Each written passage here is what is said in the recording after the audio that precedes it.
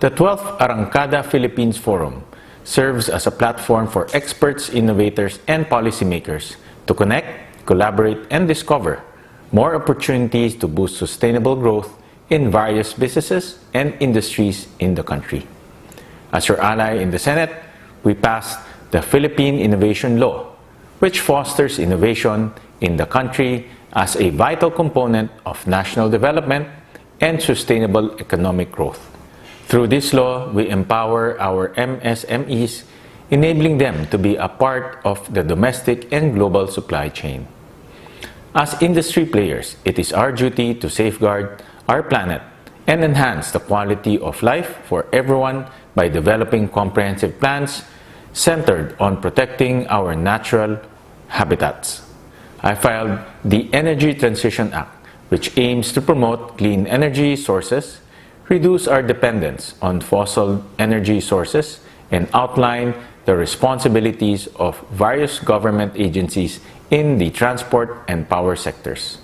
Patuloy ninyong makakatuwang ang inyong lingkod sa pagsulong ng mga adhikain makapagpapaangat ng buhay ng bawat isa. Panalo natin ang Pilipinas.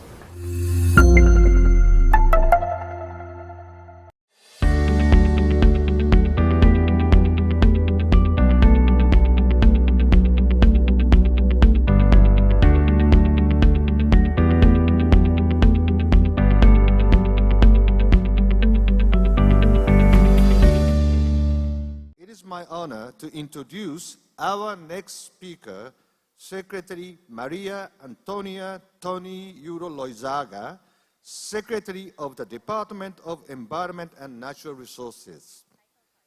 As DENR Secretary, Secretary Tony has also been designated as head of the Philippine delegation to 4 major conferences: the 2022 Asia-Pacific Ministerial Conference on Disaster Risk Reduction, United Nations Climate Change Conference COP27, United Nations Biodiversity Conference COP15, and the United Nations Water Conference.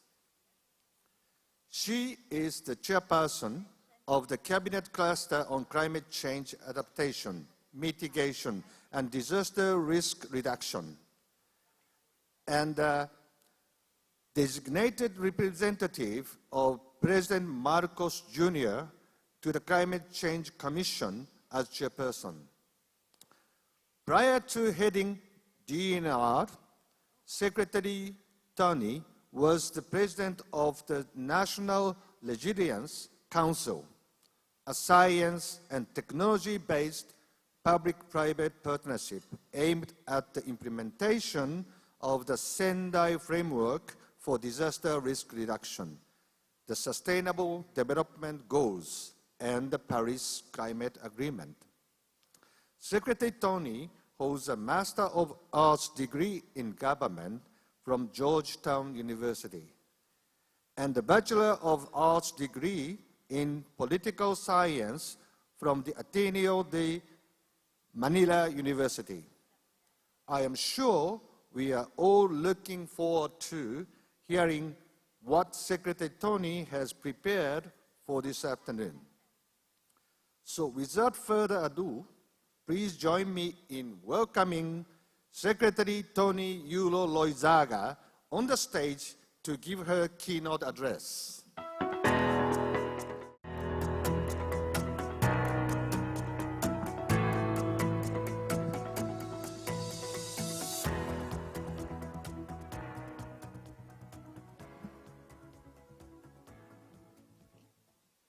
Good afternoon, and thank you, Shimura-san, for that kind introduction. I'd like to note that Shimura-san and Marubeni Corporation have been one of the earliest partners of the DNR in its Forest for Carbon initiatives. Officials from the Joint Chamber of Commerce of the Philippines, colleagues, guests, ladies and gentlemen, good afternoon. I'd like to sincerely express my gratitude to the Joint Foreign Chambers of the Philippines for providing a multi-sectoral platform such as this to exchange information, expertise, experiences, and good practice. Sustainable growth requires many stakeholders to balance the needs of today against those of future generations. This must be done amidst the complexity and uncertainty due to climate change, geopolitical shifts, and the limited physical capacity of life to thrive on our planet. Governments cannot accomplish this vision alone. The private sector is both a strategic and critical partner on this global journey. In DNR, we have a dual mandate of utilizing our natural resources and protecting the environment. These may seem at odds with each other, as natural resource utilization will most likely result in some form of environmental degradation. However, we see this as an opportunity for a single entity to do what is called a balancing act. To do this, we have taken a simplified approach to our mandate. First, we need to maximize the utilization of our natural resources so they contribute to both local and national economic development. Our first step was to use technology to locate and quantify these natural resources. We've done this within the last 10 months through the work of our new geospatial database office. We have quantified our water resources, mapped our government lands, accounted for our remaining forests, and identified all remaining areas left unexplored for mineral resources. The second step is to automate and digitize our internal procedures. And here I note the presence of IBM, who has been an early partner of the DNR as well, to reduce document processing time and have the necessary transparency to eliminate what we may term as indiscretions.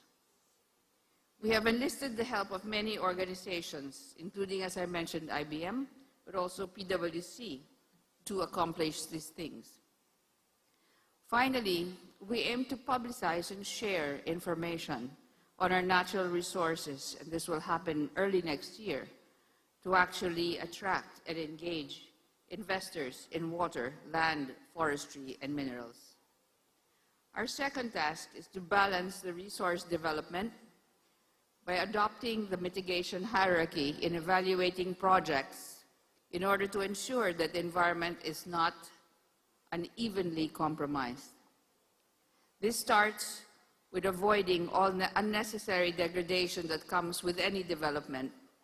Next is to reduce the impacts of man-made activities by employing necessary strategies such as pollution mitigation. Then, for truly unavoidable impacts, we have begun to recognize the need for companies to rehabilitate disturbed areas. But for those that are permanently compromised, companies will need to direct their resources towards offsetting the damage by enhancing high-value biodiversity areas in order to actually make up for the degradation that has been caused. The third task, and in fact one of our big directions from our president, is to really target some very quick but substantial wins.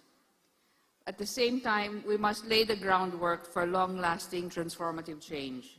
This is especially critical in the face of climate change, which will be the topic of my next part of the speech this afternoon. I'll speak directly to challenges that are related to climate change and investments, and also present some of the priorities that have emerged given the recent studies that we have undertaken. As our climate changes, societies are changing too. The ability to survive and thrive depends on our adopting a systems lens to a new kind of nexus governance that is science-informed, both data and contextually driven, adaptive and visionary. It also requires a whole-of-society effort towards behavioral change in the use of natural and man-made resources. The call then is to give rise and support to a new kind of agency through multi-stakeholder collaboration, and to examine both the global and national financial architectures to ensure that these enable and empower countries to achieve both resilience and sustainability. Given the cascading risk made more possible through interconnectedness and interdependencies, the private sector is called on to do its share by not only de-risking its core investments in supply and value chains, but in incorporating the resilience of communities and ecosystems upon which its very survival actually depends, even if this lay beyond their actual physical fence lines. These concerns are now embodied in the intersecting targets of the UN SDGs, the Paris Agreement, the Convention on Biodiversity, and the Sendai Framework for Disaster Risk Reduction, to just name a few international agreements. They are also emerging in the Task Force Guidelines for Climate-Related and Nature-Related Financial Disclosures. The government's critical role here is to promote effective private sector engagement by laying down the enabling laws, policies, and programs, and the regulatory environment. More specifically, the DNR's larger role is to protect the environment while strategically utilizing our resources, but also integrating environmental concerns into social and economic policies that foster inclusive and sustainable development. It is in this light that the DNR has taken a direct role in the Climate Change Commission's work on updating and completing the National Greenhouse Gas Inventory, the Nationally Determined Contributions Implementation Plan, and the National Adaptation Plan, with the support of our partners in the Asian Development Bank and the UK government, respectively. Briefly, we know that the Philippines contributes to global greenhouse gas emissions, and that contribution stands at about less than 0.5 of 1% of global greenhouse gas emissions. While we are among the countries most affected by climate-related hazards, this administration recognizes that it can protect economic and social gains through integrated planning across departmental mandates to effectively mitigate and reduce exposure and vulnerability. National and local policy coherence and consistency in the implementation of these policies are likewise imperative. We are aware that emission sources are highest from the energy and transport sector. This is followed by agriculture, industry, and waste.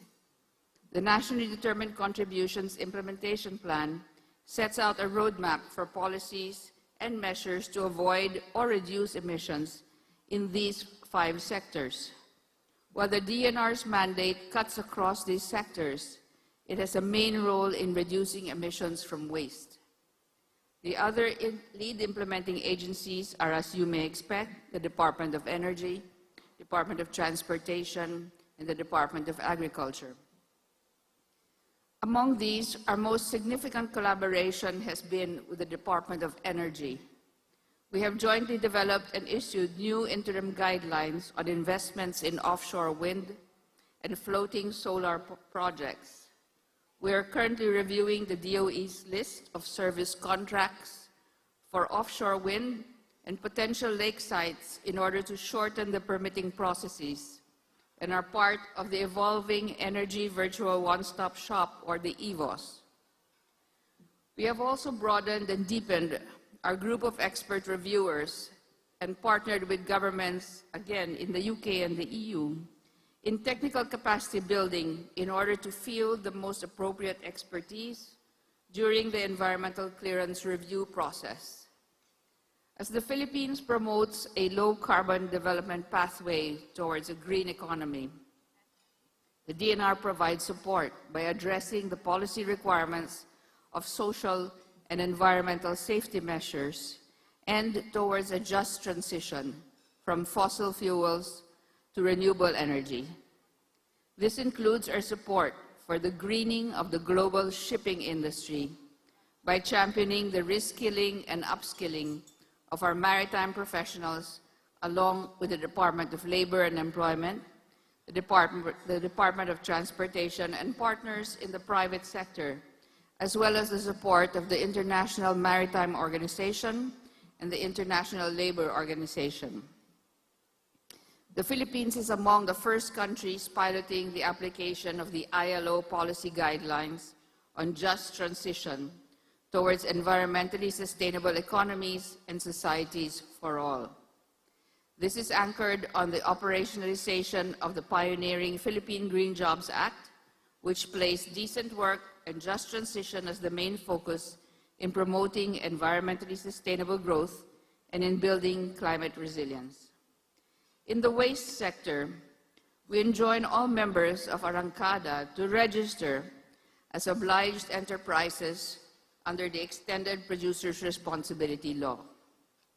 This is one concrete step towards our curbing emissions from solid waste, and it leads directly towards avoidance and reduction of marine plastic pollution. The solid waste industry has a clear contribution towards achieving a circular economy through sustainable consumption and production.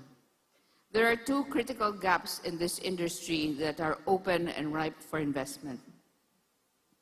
The first is in ways to formalize the sector that is currently informal.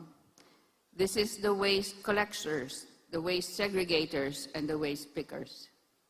This will provide informal workers with just compensation, occupational safety through hazard and social protection. While these workers are now part of the supply chain for the solid waste management industry, they must be made part of the value chain. The second gap is in the industrial capacity to recycle and repurpose plastic waste. Here, I acknowledge companies such as Holcim, Republic, and Cemex for providing transitional waste to fuel options to local government units who do not have and cannot afford the land to devote to sanitary landfill sites. These companies have pioneered in this regard. We have partnered with several private companies and international organizations such as the World Economic Forum on the prevention and reduction of marine litter. I wish to cite with appreciation here the role of the EU in establishing the Green Economy Program that extends technical expertise and technological support for the achievement of a circular economy, energy efficiency, and the transition to renewable energy down to the local government level. On adaptation for sustainable growth, the National Adaptation Plan addresses sectoral needs in order of priority: agriculture, fisheries and food security, water resources, energy, transport, and communications. The main findings of the National Adaptation Plan point to the need for resilient infrastructure across these sectors and the protection of the environment and the ecosystems that support the infrastructure. For the DNR, this directly impacts the role of the newly created Water Resources Management Office. This body is currently working with the Department of Public Works and Highways, the National Irrigation Authority, the Local Water Utilities Administration, MWSS, and the DOF, the Department of Finance. Development partners as well are involved in this effort, as are members of the private sector, to ensure that investments in water-related infrastructure can be made climate risk sensitive, as well as they can be optimized by serving multiple purposes. This deliberate convergence of planning, budgeting, and execution aims to combine functions such as flood management and water sourcing and storage, water quality and treatment, and the distribution at regional, provincial, and barangay scales. The WRMO is now also working on integrating nature-based solutions to flood management in partnership with the World Bank and the DPWH. Investments such as these, which have a clear potential for co-benefits, are a priority for the DNR. With the Department of Finance, we are also developing new ways to facilitate access to financing for public-private partnerships, investments in water projects. As you may know, the DOF and NEDA also lead the country's negotiations for access to bilateral, multilateral, and private sources of climate finance to achieve the goals of the Philippine Development Plan. In the PDP, food security is likewise a fundamental concern. Given the nation's strong reliance on agriculture, we look to investments in productive and resilient agriculture, aquaculture, and fisheries that will also secure the livelihoods of farming and fishing communities against the risks posed by climate change. These include investments in climate-smart technologies and the transfer of scientific knowledge and expertise while incorporating beneficial local knowledge. Before I close, allow me to take on two more investment areas that are critical to both our national and global transition towards a low-carbon economy and to move towards a renewable energy future. These are the critical minerals sector and the forestry sector. I speak on the critical minerals sector primarily about nickel and copper. The Philippines is the second highest producer of nickel in the world, and we have the second largest copper deposit in the world in Mindanao. We understand the national and geostrategic value of these resources, and we know that they are needed to attain a sustainable and low-carbon economic growth. The DNR is in continuous conversations with the Chamber of Mines and the Philippine Nickel Industry Association to ensure that the principles of responsible and sustainable mining are upheld. The mitigation hierarchy I mentioned earlier are critical to our permitting process, and we are working to streamline, as I said, and digitize this. By combining these efforts with remote sensing through satellite imagery analysis, we aim to enhance transparency and accountability in the observation and monitoring of mining operations. We have in fact issued 2 environmental compliance certificates very recently with accompanying negotiated resilience agreements that involve communities and that include shared targets that are going beyond compliance. We are open to, of course, all assistance and investment in remediation and ecological restoration methods and technologies that will lessen the impact of disturbances to the ecosystems. Here, we wish to acknowledge the support of the governments of Australia, Japan, and the United States. We likewise support, Secretary Fred is here, the Department of Trade and Investment's call for increased investments, especially in the minerals processing sector, the energy storage, and battery production as well.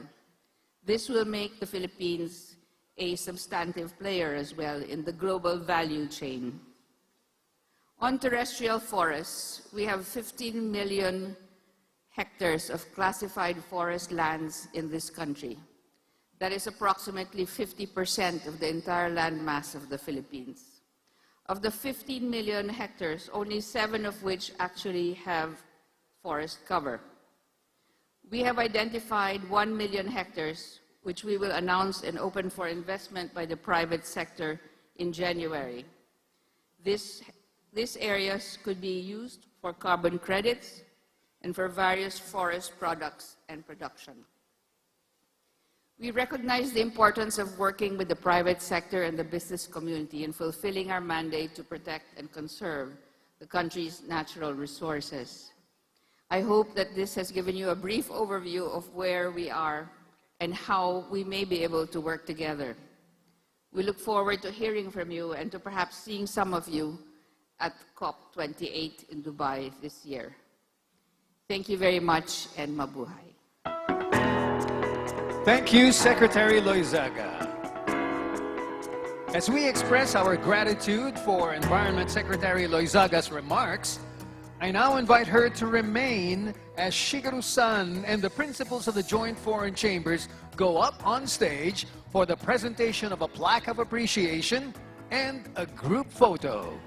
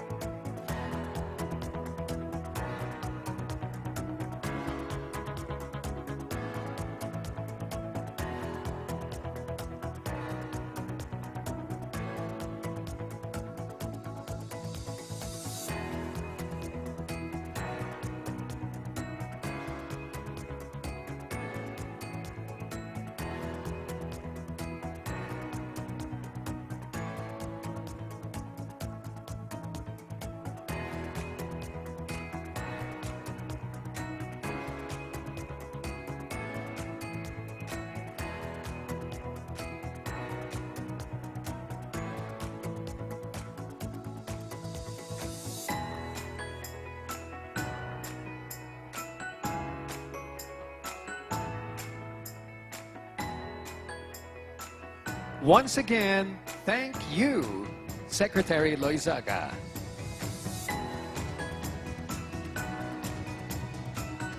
To introduce our next keynote speaker, please welcome Tech Rep Chairman and Canadian Chamber of Commerce of the Philippines President, Julian Payne.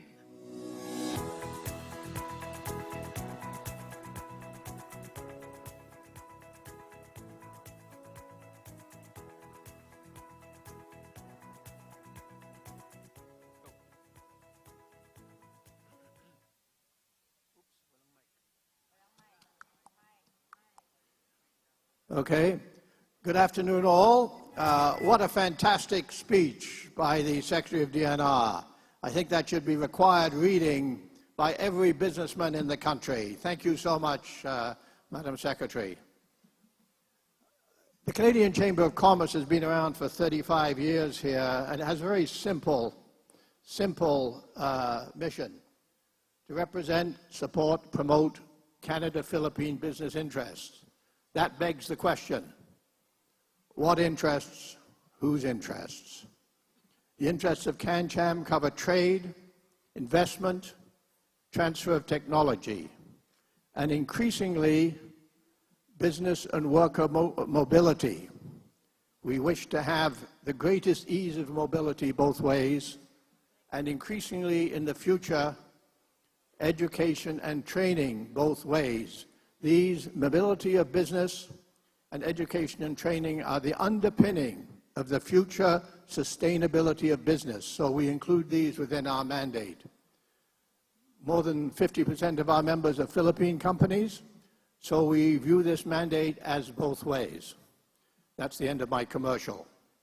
It's my honor to introduce the Secretary of Trade and Industry, the Honorable Alfredo Pascual.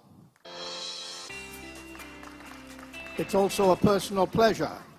I first worked with him in the 1990s when he was in the Asian Development Bank. He was then called Fred. Anyway, it's my pleasure to welcome him. He was appointed Secretary DTI at the very start, actually a few days before the start of the administration took office, as part of a blockbuster economic team that included, of course, our earlier speaker, Secretary Balasacan, and the Secretary of Finance, Diokno. Really a distinguished team of which he is a key member. He's had a very, very long, distinguished, and varied career, very widely varied.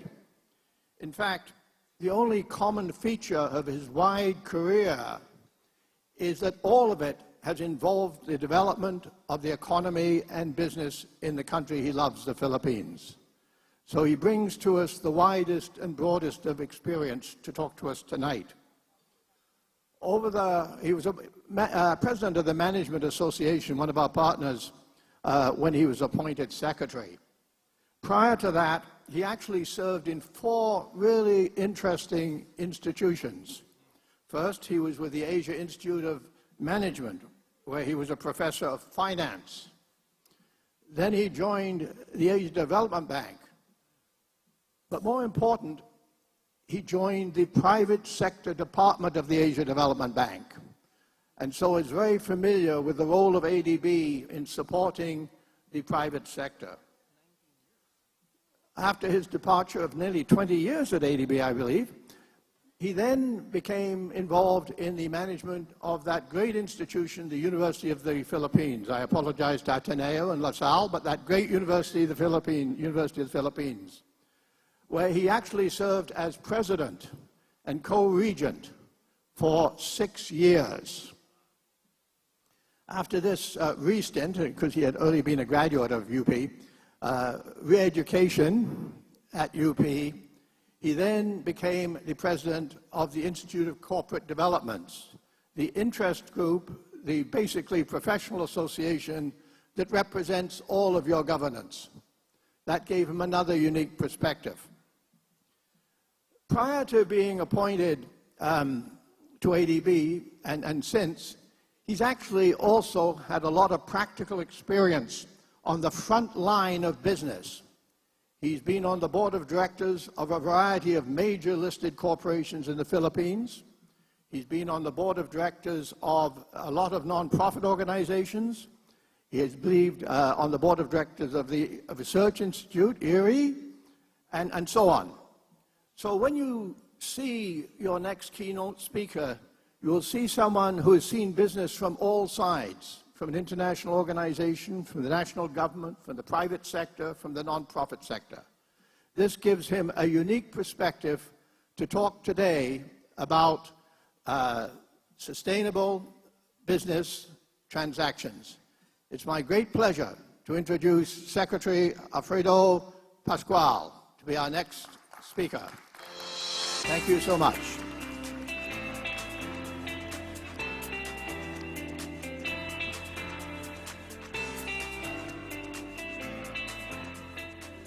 Might be longer than my speech.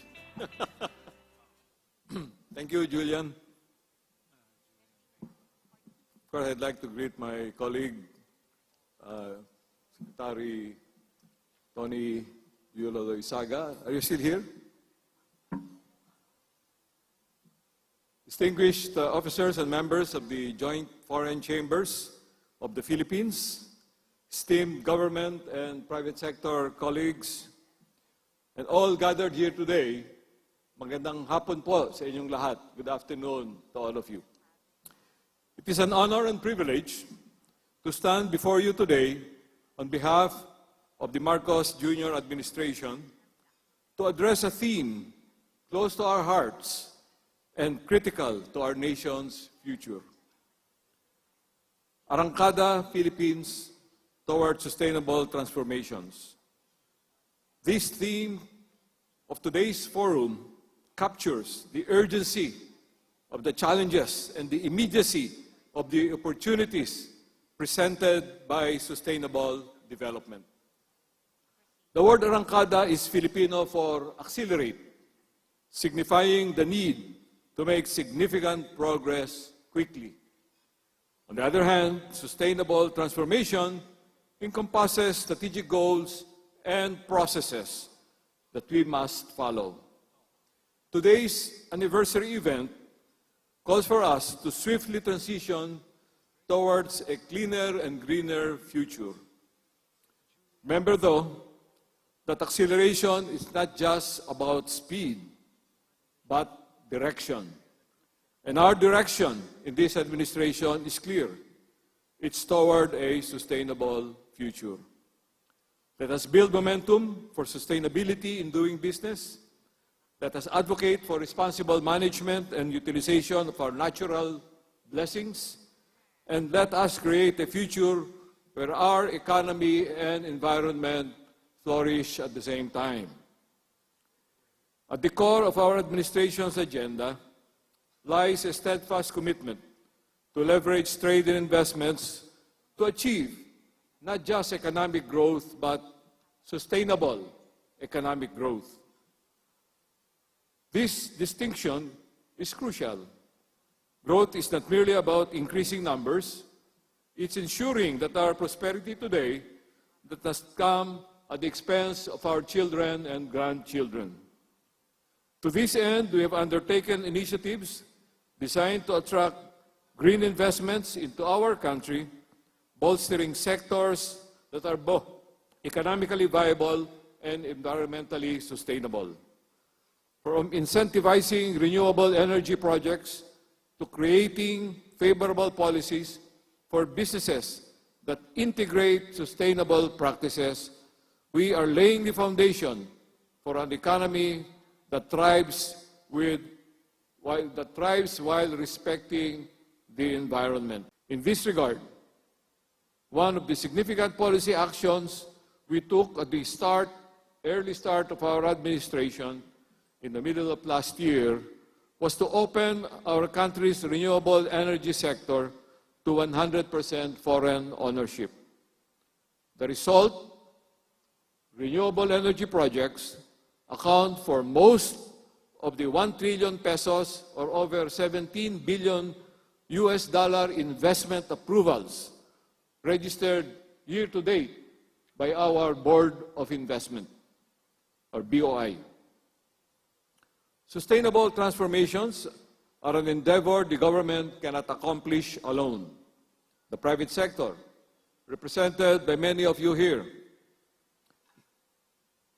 has a pivotal role to play. Thus, engaging investors from the private sector is vital to our government's efforts. Public-private partnerships, with their potential to drive infrastructure expansion and innovation, are also paving the way for our plans in aviation, rail, road, and maritime transport. We are looking for investments that will transform our transportation sector to be at par with global standards. For a long time, our economic growth has been consumer-driven. Our goal is to achieve an investment-led economy that brings shared prosperity to all Filipinos. We seek to harness foreign direct investments as drivers of export growth, sources of vital technology, and critical enablers of our country's long-term climate action. The Joint Chamber or Foreign Chambers of the Philippines and its partners have the expertise, the resources, and the global perspectives that are invaluable in this, our journey. To achieve our growth objectives, we have set out on a path to industrialization. We are building modern and dynamic industries driven by science, technology, and innovation, or STI. We are keen on investments that bring advancements in STI. That's why we have amended our Foreign Investment Act that now allows small foreign companies to set up shop in the Philippines with as little as $100,000 US, 100% foreign ownership, to do R&D work. We are keen on investments that bring advancements in science and technology. Time and again, science and technology, as well as innovation, have proven their mettle as instruments of profound change. STI formed the linchpin of the development strategy crafted by the Marcos Jr. administration. This is enshrined in the Philippine Development Plan 2023-2028. Our horizons are boundless in this dynamic landscape of innovation and sustainable progress. We are shaping a future rich in vibrant opportunities as we explore investment possibilities in smart manufacturing, bioplastics, green ship recycling, and transformative potential of the fourth industrial revolution technologies like robotics and artificial intelligence. We're currently negotiating with the Asian Development Bank for a few $100 million of funding to be able to establish a national innovation hub, which will also house our proposed Center for Artificial Intelligence Research and the Industry 4.0 Pilot Factory. The Center for Artificial Intelligence Research is meant to support the smaller businesses adapt or make full use, productive use of AI. The Industry 4.0 Pilot Factory we're doing with the support of a European company, Siemens. With science, technology, and innovation, Philippine industries can become more productive and better compete in the market, be it local market or global market. STI enables improved efficiency, new industries, and new goods and services. In turn, these new industries create higher quality, more stable, and better paying jobs for our people. Globally competitive and innovative industries support our country's inclusive growth, improve environmental sustainability, and generate business and livelihood opportunities. Climate change, with its myriad challenges, from food and water insecurity to energy challenges, is omnipresent, expected. However, with challenges comes opportunity. With this With its strategic location and abundant natural resources, we have, I think, World Bank estimates potential for 52 gigawatts of wind and solar energy. I don't think we'll be able to fully utilize that potential, but that's available. So, with its strategic location I mentioned and abundant natural resources, the Philippines presents numerous trade and investment opportunities. We invite you to partner with us in sectors such as agribusiness, tapping into our rich biodiversity, and sustainable tourism, showcasing our world-renowned natural beauty without compromising the same. Food security remains a top priority, as already mentioned by my colleague, Secretary Tony, and we are focused on boosting local agriculture and fisheries productivity and resilience. Food security involves diversifying food sources, augmenting domestic supply through international trade, and inviting private investment in facilities and logistics systems that ensure safe food reaches consumers without delay and at the lowest possible cost. I am happy to have the chance to visit the Rungis International Market just south of Paris last June. And it's a large thing, but it provides some lessons that we could possibly adopt in our effort to improve food logistics in the Philippines.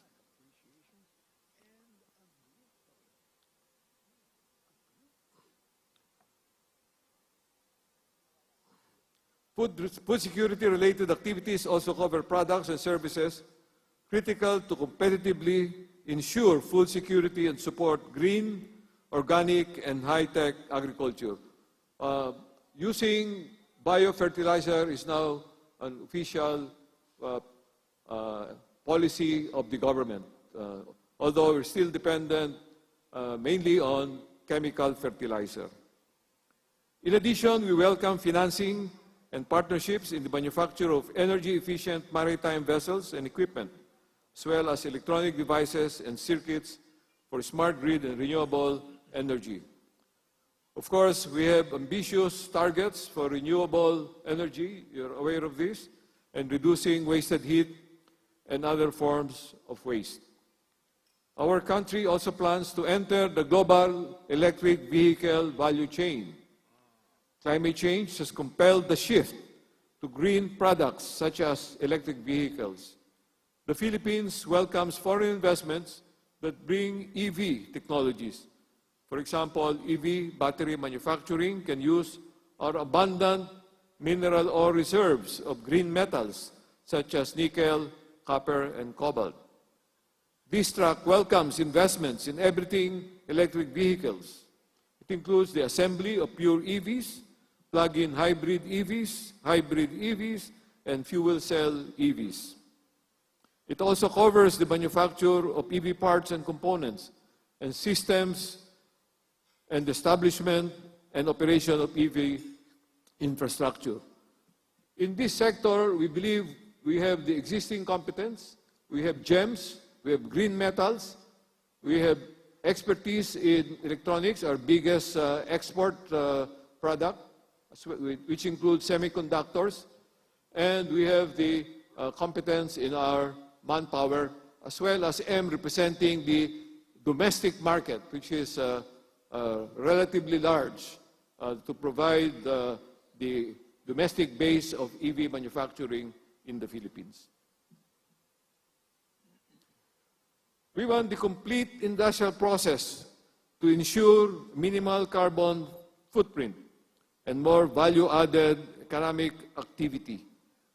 We seek investments in mineral processing of our abundant nickel, copper, and other green metals in the country. We also invite investments in energy storage technologies, including battery energy storage system, as I already mentioned.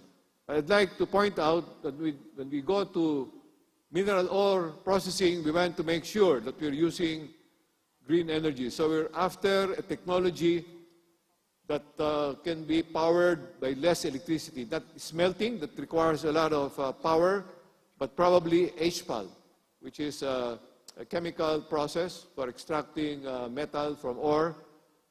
The only challenge there is the handling of the tailings from the process. But the requirement for power can be supplied by solar and wind towers. Through our Board of Investment, we've given utmost priority to projects championing climate change mitigation and fortifying the pillars of food, water, and energy security. The enterprises that align their objectives with our Strategic Investment Priority Plan, or SIP, approved last year, can now avail themselves of tax incentives in accordance with our CREATE law. The BOI stands unwavering in its resolve to steer industries towards greener horizons. As part of our Export Development Plan 2023-2028, we're actively pursuing strategic partnerships with other countries through free trade agreements and generalized system of preference, so that investors in the Philippines, when they establish their manufacturing hub in this country, have preferential access with our partner countries. For such access, currently, we have membership in ASEAN, of course, and the Regional Comprehensive Economic Partnership. We also have bilateral preferential trade arrangements, such as the Philippines-Japan Economic Partnership Agreement, or PIJEPA, and the Free Trade Agreement with the European Free Trade Association, comprised of Switzerland, Norway, Liechtenstein, and Iceland. We're about to conclude the scoping discussions as a precursor to resuming our negotiations for an FTA with the European Union. Also, we have recently concluded the negotiations for our participation in the Indo-Pacific Economic Framework, or IPEF Agreement on Supply Chain Resilience. The agreement with 14 countries, including the United States, aims to mobilize sustainable investments, showcase the Philippines as a reliable supplier of manufactured goods, and strengthen supply chains. With the collective spirit that guided us during the years of the unprecedented challenges of COVID-19 pandemic, we now stand poised to tackle the world's greatest challenge with renewed vigor. Together, with unity, let us align our efforts across the public and private sectors to address this monumental task of achieving sustainable transformations. In closing, I would like to cite a quote from former U.S. President Obama. Quote, "A low-carbon, clean energy economy can be an engine of growth for decades to come." End of quote. Friends, let us work together and make this vision happen in the Philippines. Thank you. Maraming salamat po. Mabuhay tayong lahat. We express our gratitude for DTI Secretary Pascual for gracing us with his presence and valuable insight. Please remain. May we request Julian and the principals of the Joint Foreign Chambers to proceed on stage for the presentation of a plaque of appreciation and a group photo.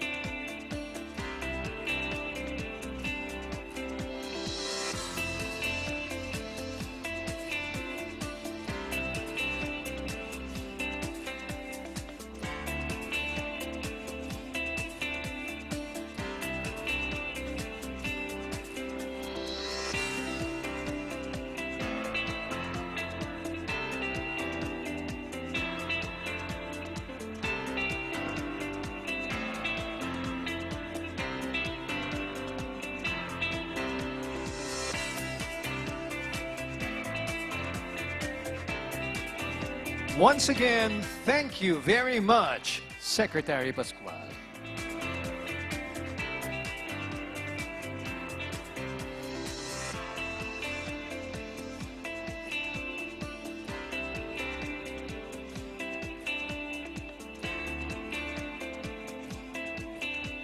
Our final panel discussion today is centered around the crucial theme of advancing the water, energy, and food security nexus in Philippine policy development.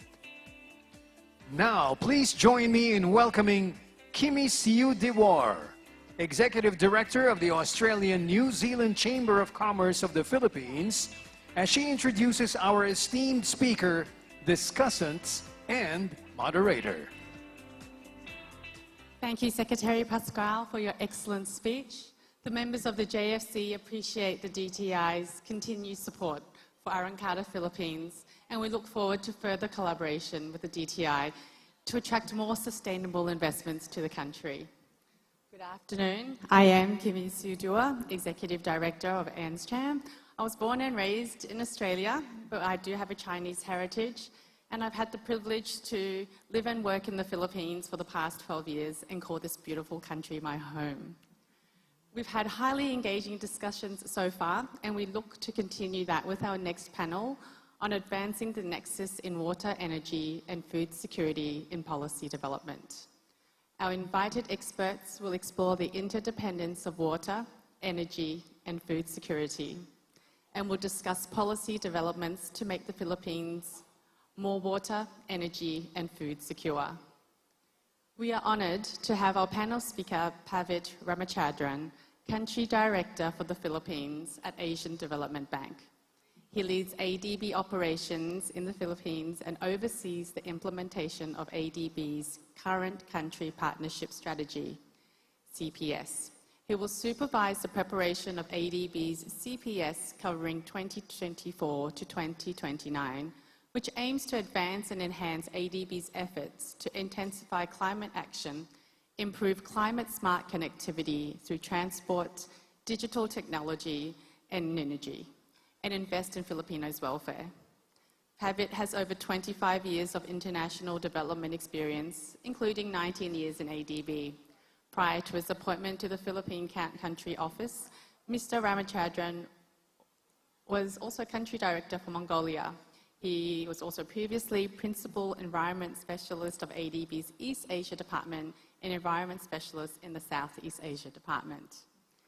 He has sectoral proficiency in the agriculture, natural resource, and environment areas, and experience in leading regional programs in the Greater Mekong Subregion, Brunei, Darussalam, Indonesia, Malaysia, Philippines, East Asian Growth Area, and stints with management consulting firms in the US focusing on energy regulation and policies on climate change abatement strategies. He holds a master's degrees in public management from the University of Maryland in the United States and in development sociology from the Delhi School of Economics in India. Following Pavit's presentation, we will have a panel discussion to be joined by experts. Secretary Rogelio Babes Singsong is a member of the Board of Directors of Metro Pacific Water and is the President and CEO of Metro Pacific Tollways Corporation. As a water management expert, he was tapped by the government to assist in formulating a contingency plan for El Nino and in crafting an overall water management plan for the Philippines. Prior to joining MPTC, he served as President and CEO of Metro Pacific Water. Secretary Babes was Secretary of the Department of Public Works and Highways from July 2010 to June 2016, where he led the Good Governance and Anti-Corruption Program and the implementation of major government infrastructure projects. Before his appointment as DBWH Secretary, he was President and CEO of Manilad Water Services, leading the concessionaire's successful turnaround. He is also a former president of the Management Association of the Philippines, one of our event partners, and he holds a Bachelor of Science in Industrial Engineering from the University of the Philippines. Next, we have Mr. Noel Verdote. He's currently the lead for the deployment of advanced energy sources and systems of the USAID Energy Secure Philippines. He is a sustainable energy management, green energy finance professional who worked with the development-oriented organizations on government-implemented projects in the Philippines and in the ASEAN. Also in private companies in the Philippines to catalyze and scale up investments in low carbon and green transition. Noel is a licensed mechanical engineer and has a postgrad degree in engineering from the Asian Institute of Technology and an MBA from the Melbourne Business School. Then we have Dr. Gilberto Lianto, is a trustee of the Philippines Institute for Development Studies and a team leader on the Regulatory Reform Support Program for National Development, RESPOND, a project of the University of the Philippines Public Administration Foundation. He was previously president of the policy think tank,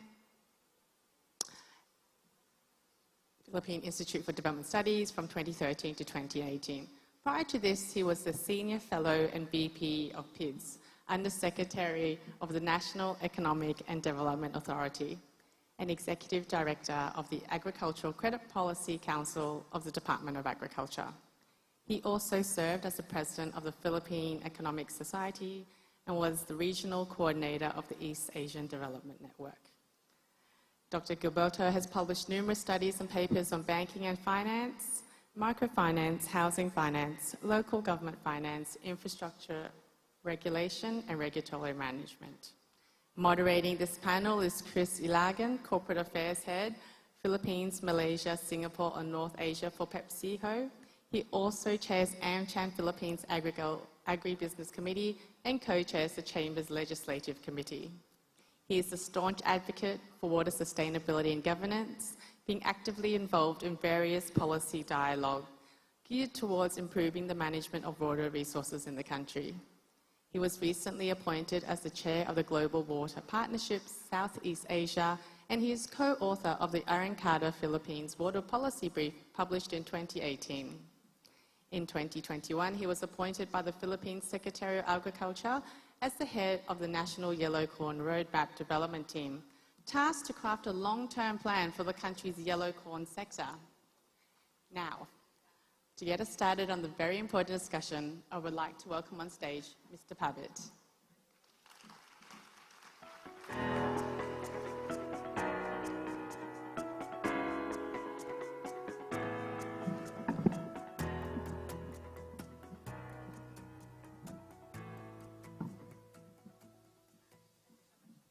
Magandang hapon.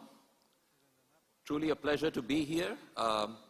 Secretary Sing Song, Joint Chamber of Commerce colleagues, a number of friends and colleagues here in the audience, development partners, private sector members, counterparts from the government, development partners. I think this is an extremely important topic in the context of sustainable transformation. Water, food, and energy, the nexus is really at the heart of this transformation. So I'm glad we've penciled this in this session, and I'm happy to talk about that for a little bit. As we look around, we know that global demand for all three areas is increasing rapidly, driven by rising populations, urbanization, changing dietary patterns, and of course, underlying all of this is economic growth. At the same time, climate change is already intensifying and compounding these issues. It's often referred to as a threat multiplier, mandating immediate inclusion in strategic plans. So these are undoubtedly strategic, complex, intertwined issues, and they demand an integrated, multi-sectoral response. Let me now look at the Philippines for a little bit. And the Philippines, in many ways, is a microcosm of these challenges and encapsulates a lot of these issues. Economic growth here remains a persistent factor. Philippines is one of the silver spots, just behind Vietnam in Southeast Asia's growth leaderboard. The ADB projects Philippines' growth at 5.7% this year and 6.2% next year. Really speaks to the sound macroeconomic management. The economic team, some of whom we hear, Secretary RC, and we saw Secretary Pascual as well. But we know there are global and regional headwinds still that need to be combated. Inflation is forecasted to peak at 6.2% this year, with price pressures stemming from global commodity prices and tight domestic food supply, caused in part by bad weather, El Nino pressures. Food inflation, and we know the agricultural sector is a sector that's grappling with this, rose to 8.2% in August, from 6.3%, with higher vegetable and rice prices among the key drivers. We know this is also now cascading down into the non-food sectors, such as transport, in line with what's happening with the global global oil prices. We have seen this population and urban dynamic playing out here in the Philippines. We know that the population is projected to grow by quite significant amounts, 126 million by 2030 by some estimates, with over 3/4 living in urban areas. Metro Manila is already one of the biggest catalysts for this growth, with in-migration here much higher than much of the region, putting pressure on both energy as well as water resources. Amidst all of this, of course, Philippines is highly vulnerable to climate change, and this impacts poor households, vulnerable communities, and coastal settlements more fundamentally, and women and children are the most affected. Already, Philippines is the fourth most affected economy in terms of extreme weather impacts over the last 2 decades, and climate change hazards could cost the Philippines anywhere between 7.6% by 2030 and growing up to 13.6% by 2040, based on ADB estimates. We know that this will have, unfortunately, a knock-on effect on poverty. The number of people at risk of hunger is projected to increase by 8% by 2030 and by some 12.8% by 2050. So this is just by way of setting the scene in terms of how these issues interact and the interplay between the water, food, energy systems. We know here in the Philippines that 80% of the country's raw water supply is used for agriculture, and the expectation is that some 68 billion cubic meters of water needs to irrigate 2 million hectares of irrigated area or potentially farmland. Climate change is already exacerbating the impacts on potable water in terms of the impacts we see on raw water supply from the large reservoirs, including the Angat Dam, which is the primary source for Metro Manila. Soil salinity, low water use, inefficiency issues, and groundwater management are issues that are already stressing the water sector. So what do we make of all these trends? The compounding effects of climate change and economic development mean that water, food, and energy are not just issues to be viewed from the lens of security, but in fact could be insecurities if not addressed in a combined and integrated way. Philippines is lagging behind in terms of rural household water security and for economic water security. We know there are challenges around food security as well, but these are not challenges in their own right. They truly are a nexus, as I had outlined. And there are opportunities to work on these areas together. Hydropower installed capacity is projected to more than double by 2040, and unless we reconcile these uses, including multi-purpose use for irrigation, we are going to exacerbate these constraints. One area I did want to touch on, Secretary Pascual mentioned the aspiration now that the government has voiced emphatically to increase their green energy, clean energy by 2040, by 40%, and then by 50% by 2050. This is a significant ambition. We are very excited at the Asian Development Bank to be part of this, to bring online more solar, wind, and including offshore wind, and potentially looking at also some geothermal as part of this mix. But all of this really needs to be looked at in the context of the conflict or tension between use of land and water. Due to the relatively low penetration rate and the low energy density of renewable technologies, this capacity could increase the competition for land, for agriculture, for water resources, and also water that supports fisheries, particularly for the use of offshore wind. As part of the Philippines' decarbonization initiatives, these issues need to be weighed up, and particularly as the private sector looks to invest and drive this transition. A few points at the outset here in terms of how we might engage across this nexus. I want to talk about three specific areas to address this triangle or this trifecta of issues that I just touched on. One is through policies. The second is to project financing and project origination more fundamentally, and through mobilizing private capital. And this is where all the private sector partners in the room, I think, would play a key role.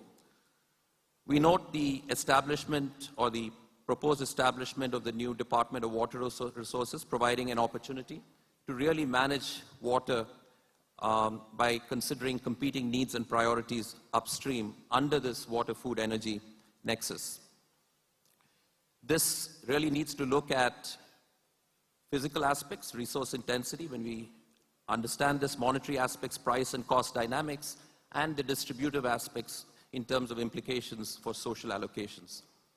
ADB, we were very happy and pleased to provide the first climate change policy-based loan.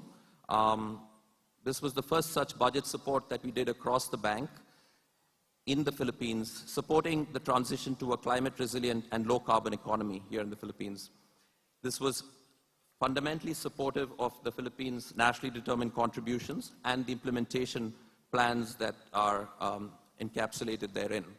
It targets policy reforms to help the Philippine government build planning, financing, and institutional systems to scale up climate action. This is part of the efforts to create the enabling policy framework which can then guide the associated and targeted investments. This brings me to the second point I mentioned, which is around building a project pipeline and translating these policies and approaches into a pipeline of really tangible investments, especially those with adaptation and disaster resilience benefits, because you can't unpack those out of the water, food, energy nexus. Let me hone in on one area in particular, on water efficiency and value chain services for agriculture, particularly because the agriculture sector is a sector that's front and center now in the news. Important to look at targeting, for the reasons I mentioned earlier, the optimization of surface irrigation, climate-smart agriculture, use of new biotechnical innovations, and efficient post-harvest management to address water overconsumption. We are walking the talk when it comes to this area. We have two projects in our program, the Mindanao Irrigated Development Project, which will support the government of Philippines to increase productivity and resilience of irrigated agriculture in Mindanao by strengthening irrigation planning, design and management, but also supporting climate-smart agriculture through resilient irrigation systems. Agro-enterprise development and value chain development would be the other end of the spectrum, which will be crucial to ensure that private investments can flow in the downstream components of the value chain, particularly around processing and improving agricultural logistics and services, as well as product quality and competitiveness. We are supporting the Philippine Food Chain Logistics Master Plan up until the 2020 to 2040 to specifically improve the efficiency of post-harvest services. Let me finally, as the last part of this trifecta of issues, touch on the need to mobilize private capital. And I think this is perhaps the most important area as we look ahead. Countries are working, and Philippines is no exception, in a climate of constrained fiscal capacity.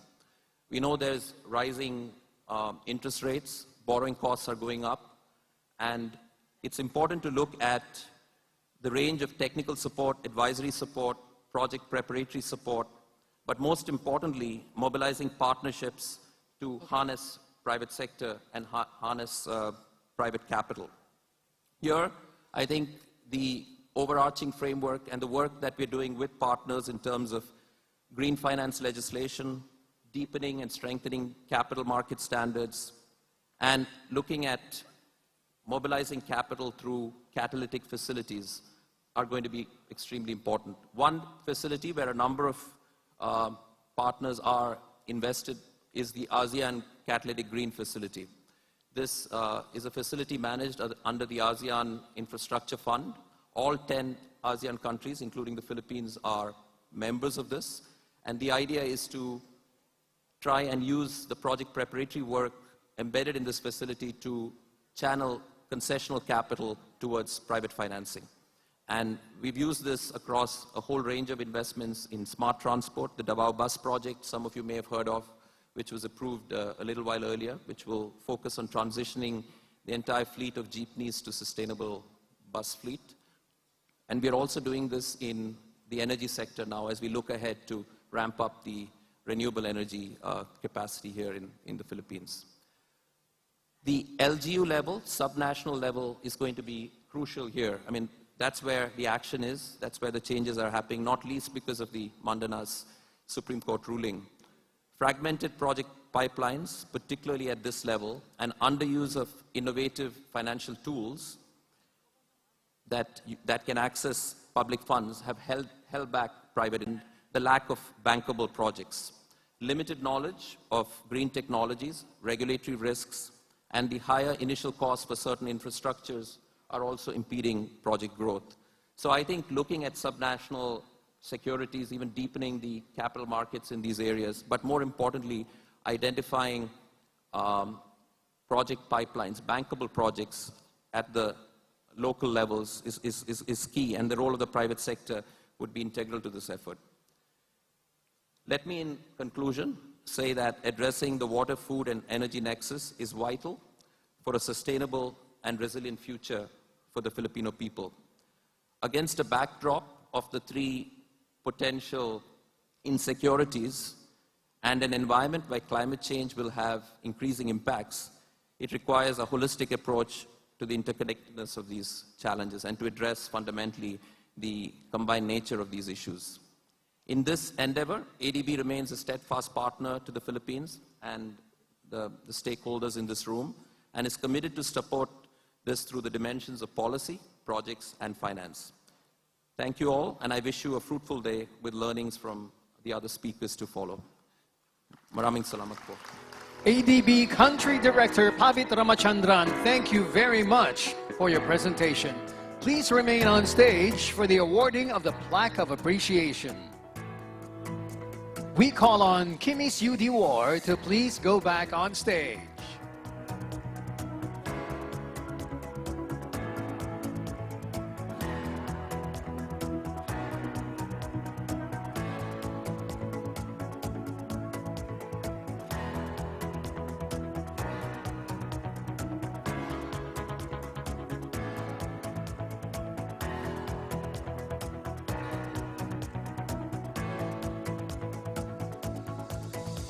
Thank you, Pavit. Thank you, Kimi. For the next part of our program, we invite our delegates to participate in the discussion. On your table is a QR code connected to Mentimeter. Scan the code to key in your questions for the open forum. We now call on stage our panel discussants, Rogelio Singson, Noel Verdote, and Dr. Gilbert Lianto, and our moderator, Chris Ilagan. You may begin, Chris.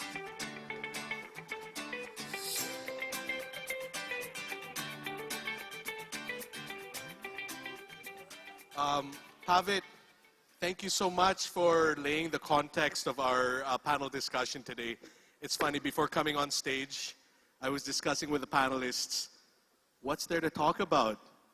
Sec Babe said, yeah, he said everything that needed to be said on this topic. But we hope that, we have a wealth of experience with our three panelists this afternoon. And I'm hoping that you will go away with further insights from the three of them.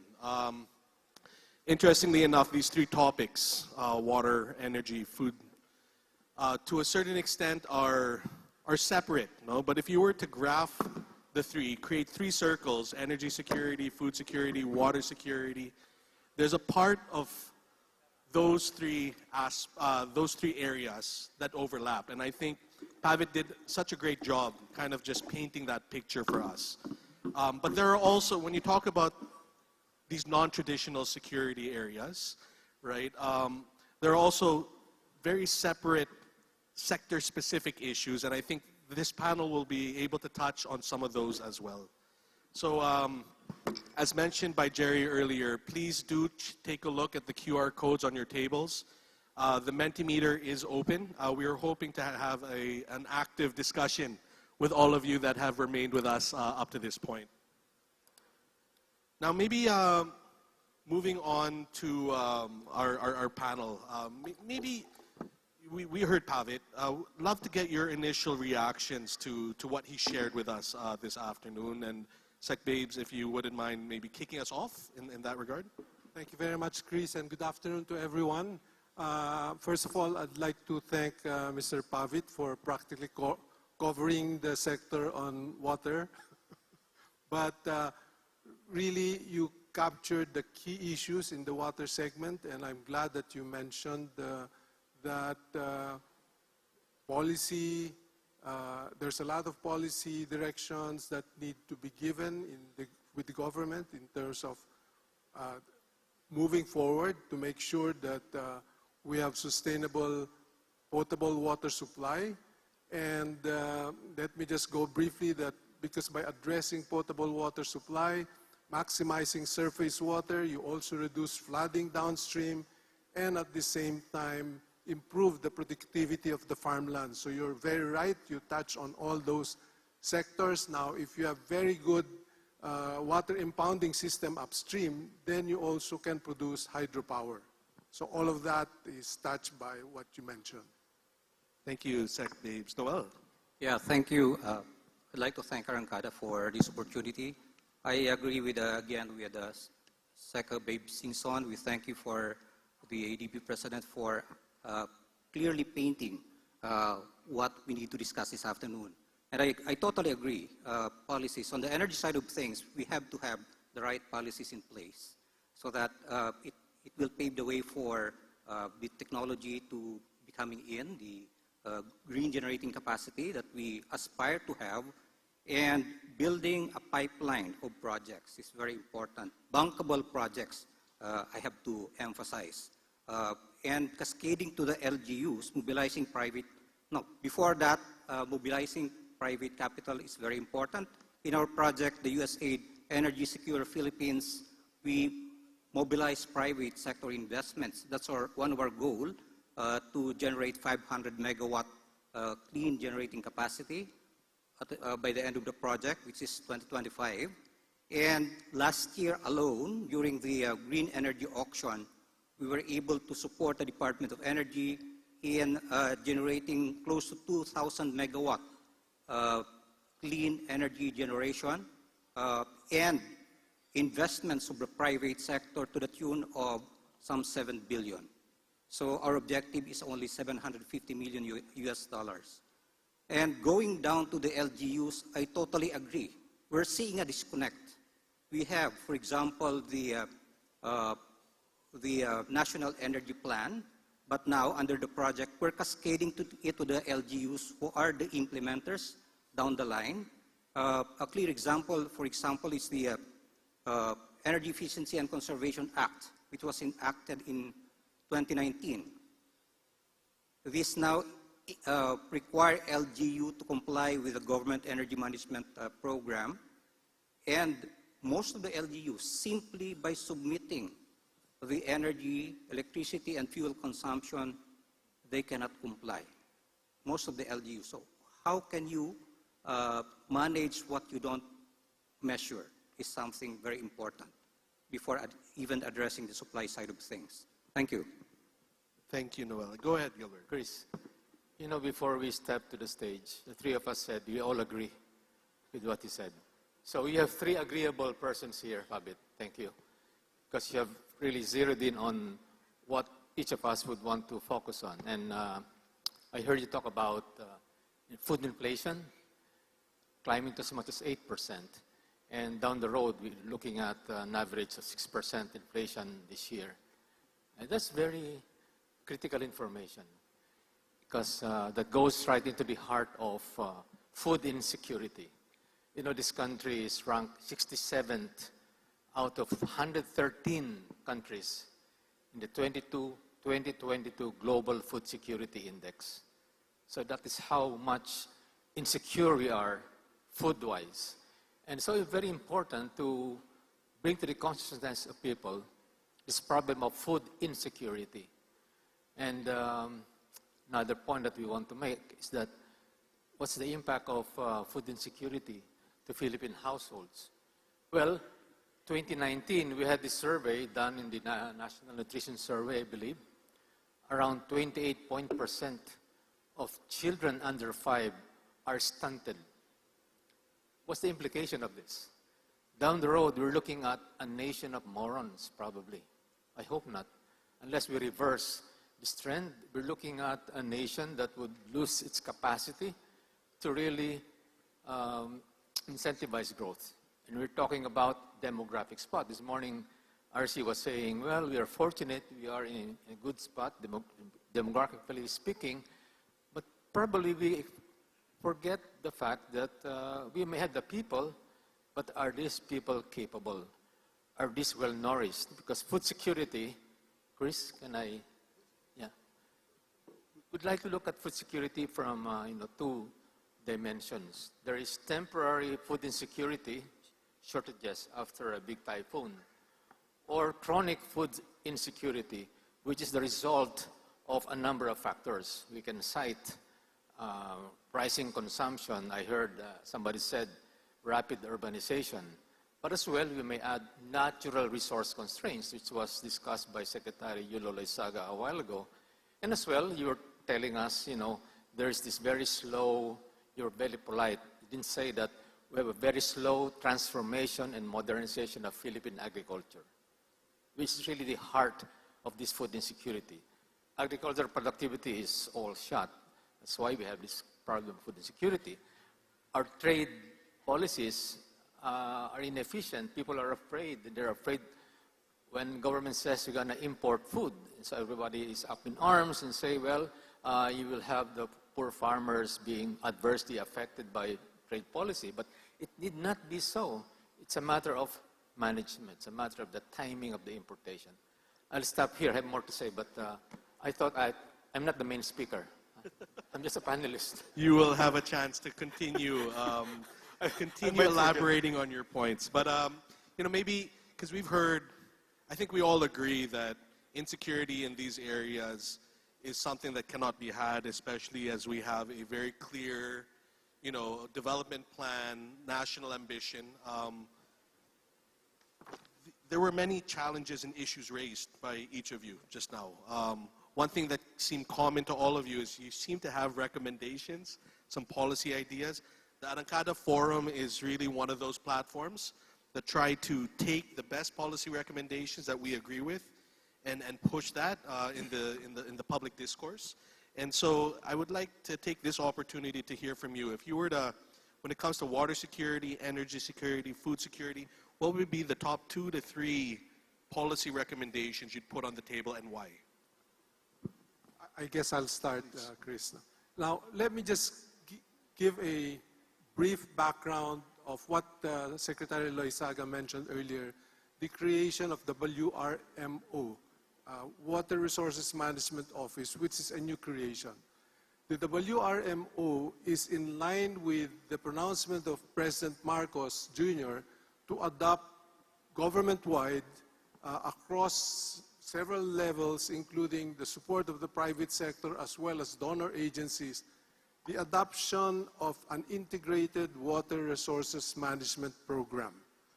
Okay, what does this mean? It's a long mouthful, but specifically, the intention is to utilize surface water. We've been blessed with a lot of rainfall, and yet majority of this is thrown out.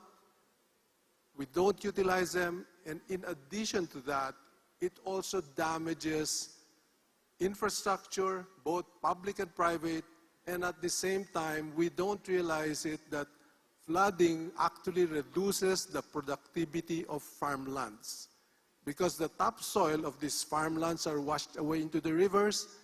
So the only way that you can bring back the productivity of the farmlands is to inject chemical fertilizers, and the following year you have again those floods that will bring those chemical fertilizers into the rivers, which goes out into the sea and now destroys your fisheries resources as well.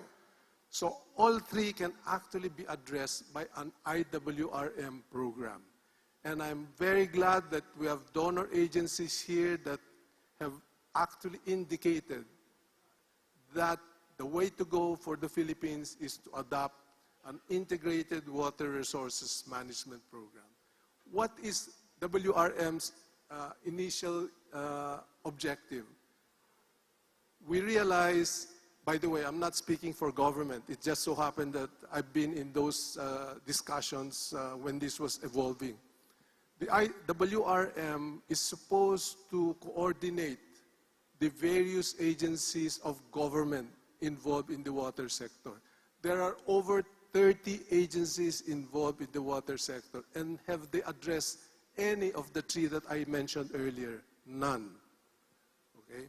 So IWRM integrated DPWH, National Irrigation Administration, NWRB, DNR, LUA, DOF, you name it. As I said, the biggest problem of the water sector is fragmented and poor governance. Budget, I've been in DPWH. I never experienced the huge budget that they have today. Their budget alone for flood control, never mind the roads, bridges, flood control alone, 250 billion pesos, thereabouts, every year. Can you imagine how many water impounding and regulating ponds you can do on our major river basins? By doing so, you reduce flooding, you improve productivity of the farmlands, and you have sustainable water supply. So first policy, adopt IWRM, and let's support IWRM at the various levels. The private sector has a role to play. Among these, as mentioned, watershed, water treatment, newest technology, use of AI, use of baseline information, including water distribution and wastewater treatment. Watch out for the private sector. The National Irrigation Administration has been given very recently what is referred to as a multi-purpose water rights. It used to be that anybody who wants to use water using river surface water, you have to apply. If it's irrigation, you just apply for irrigation. If it's just potable water, specifically. So all agencies submit the same ECC from the same river system. Can you imagine? What's the difference between one proponent to the other in terms of an ECC? Okay, so the policy has to be changed. So the President adopted multi-purpose water rights given to the National Irrigation Administration. The opportunities here for the private sector is very soon they will give you a long list of river basins and river systems in the country where you can participate in terms of water impounding for bulk supply, even tourism, hydropower, and of course,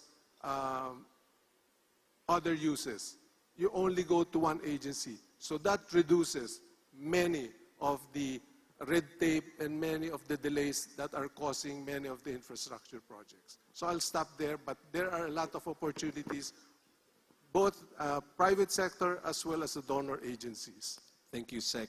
I will touch on the private sector question a bit more, but during your time, I think you were calling these projects convergence projects, if I recall. That's correct. Right? Integrated water resource management is really one of those lenses by which we could actually appreciate this whole nexus discussion that we're having now. Noel. Yeah, thank you. I think on the energy sector side of things, we have the policies, all the policies in place, if I may say so. What I think is needed is to see across all agencies. It cuts across, of course, water and food, but all other agencies, and see where the convergence is. We've heard the Philippines is one of the most vulnerable country in terms of climate change. We're almost always flooded. We have ample of water, and yet we have water shortage. Okay, we have vast energy resources, but most of which are untapped. But with the existing policies that are now being pushed forward. Now, what I'm saying on the convergent side of things is look at it from the climate strategy point of view, ambition natin 2040. And where do we want to go moving forward? Because all agencies have budgets of their own, respective budgets of their own, which actually can be consolidated to address certain issues.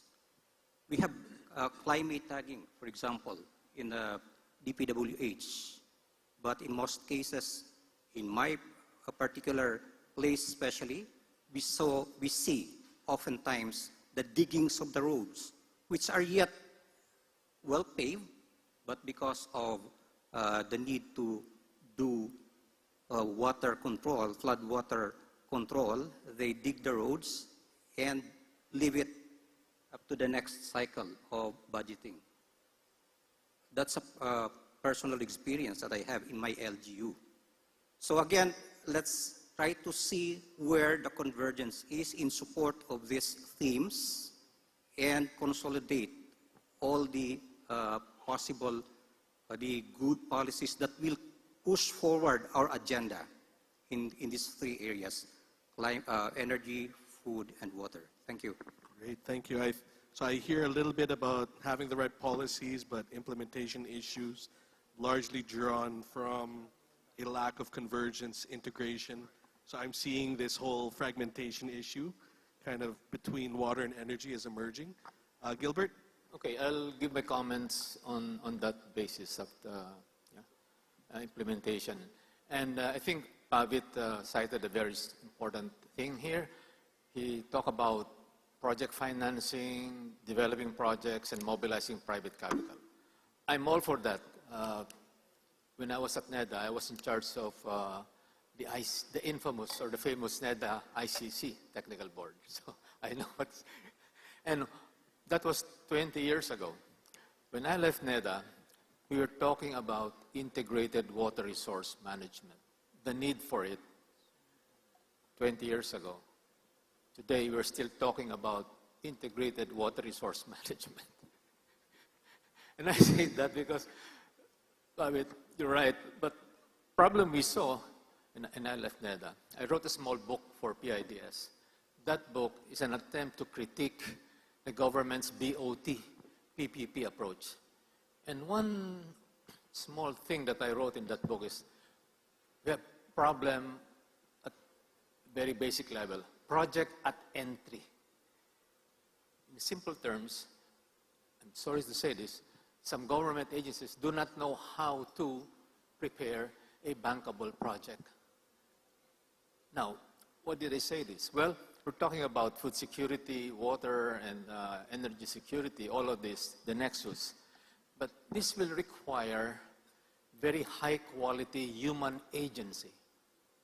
So to me, it's a question of human agency, which was mentioned, I think, by one of the speakers today. We know the right economic policies, right? We've done this, we've done the homework. But when we look at the quality of institutions, and I talk about two different types of institutions, Chris. One is the political, and that's government. The other type of institution is economic, and that will be the rules of the game, the policies, the regulations that affect private business. There's much to be said of. So, my take is, we can talk endlessly about strategies, about the need to mobilize capital, about the desire of the private sector to work with government. But unless we really make government accountable for the quality of persons government bears responsibility on, then we're talking nothing. It's nothing. It's the quality of human agency.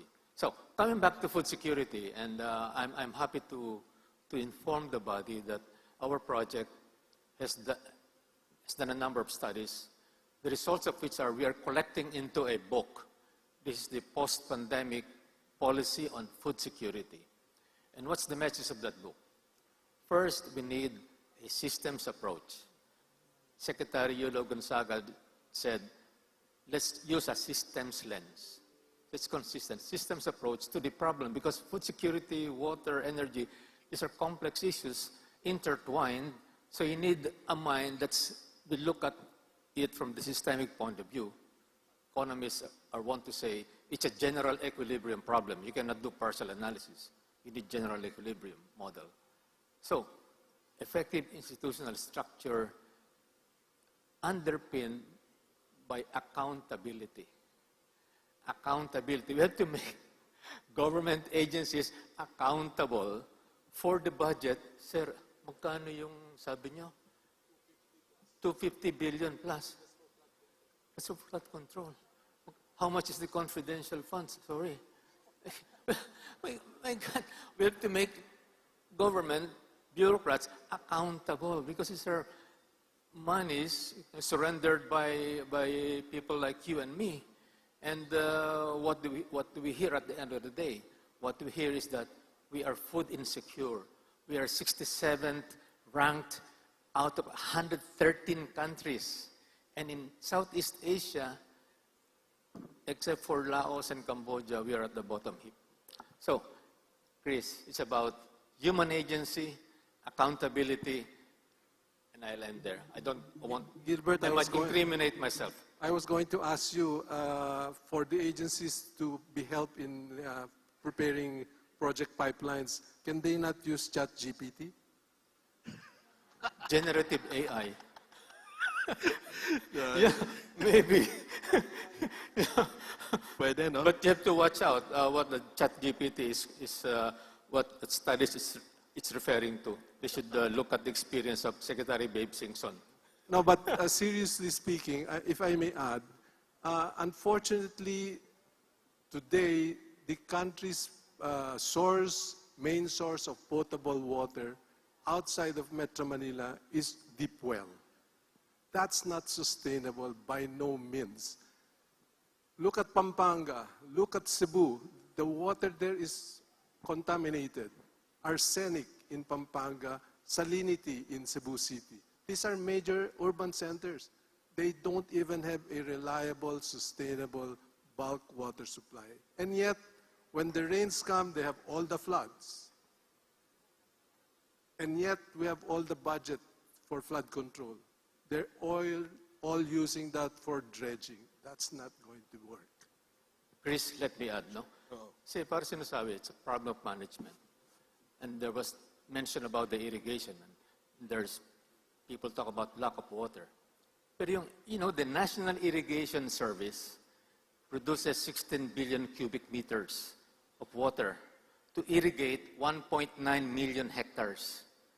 You know what other countries near us use?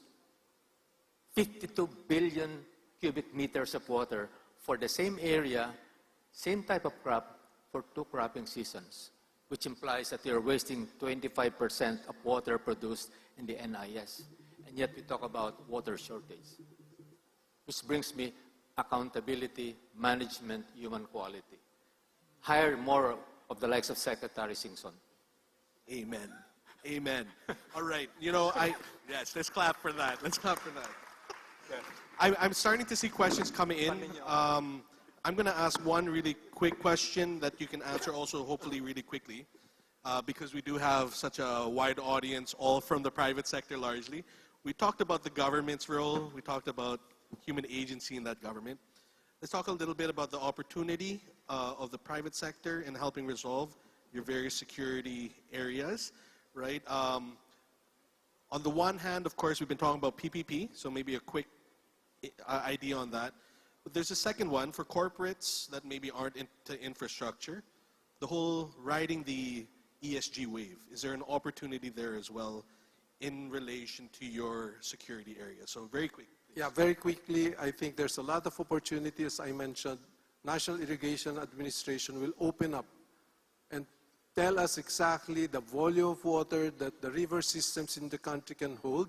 So if you are interested in water impounding for potable bulk supply for certain municipalities, then that could be a good source for treated water. That could be a good source. You could also go up, as mentioned by Secretary Tony, help out in the watershed management. So there's a lot of opportunities in the water segment. And I hope the donor countries can help direct government in terms of providing the pipeline of projects, precisely to have an integrated water resource management program. Great, thank you. Noel. Yep, thank you. The previous speakers, plenary speakers, talked about opportunities in the energy sector. The Department of Energy, as we speak, we are supporting the Offshore Wind Conference right now, a 3-day event in Hayat. There's an executive order by the President last year, especially looking into offshore wind as part of the green transition or the element for the green transition. And last week, we also were supporting the electric vehicle summit just across, not very far from here, in SMX. It's a 3-day event. And USAID, Energy Secure Philippines, has developed the portal for EV charging stations, operators to lodge their application and submit online the requirements for DOE. DOE is the one leading that activity. And then recently, we are now going into the hydrogen energy. The Department of Energy has issued a draft department circular, and we're supporting that as well as part of the energy mix going forward. And they'll be convening the stakeholders for the roadmap for that. So there are lots of opportunities on the supply side of things, but on the demand side of things, we also have the Energy Efficiency and Conservation Act, looking at the opportunities before the electric meter. And there's a law now that mandates big energy consumers at the moment to comply with the reportorial requirements, as well as the personnel that have to manage the energy usage within the facility. And that also includes the local government units, that they have to have also a dedicated person to manage the energy utilization by the LGU. So both supply side and demand side, we have huge opportunities for investors. And for the renewable energy, if I remember Secretary Lutilia was saying yesterday, the ownership for renewable energy is already 100%. Then there's also a sovereign guarantee under the field guarantee. And there's a third one, which I'll just talk about it later. Thank you. Yes. Go ahead, Gilbert. Okay, notwithstanding what I said, no, I don't like to end with a dismal note.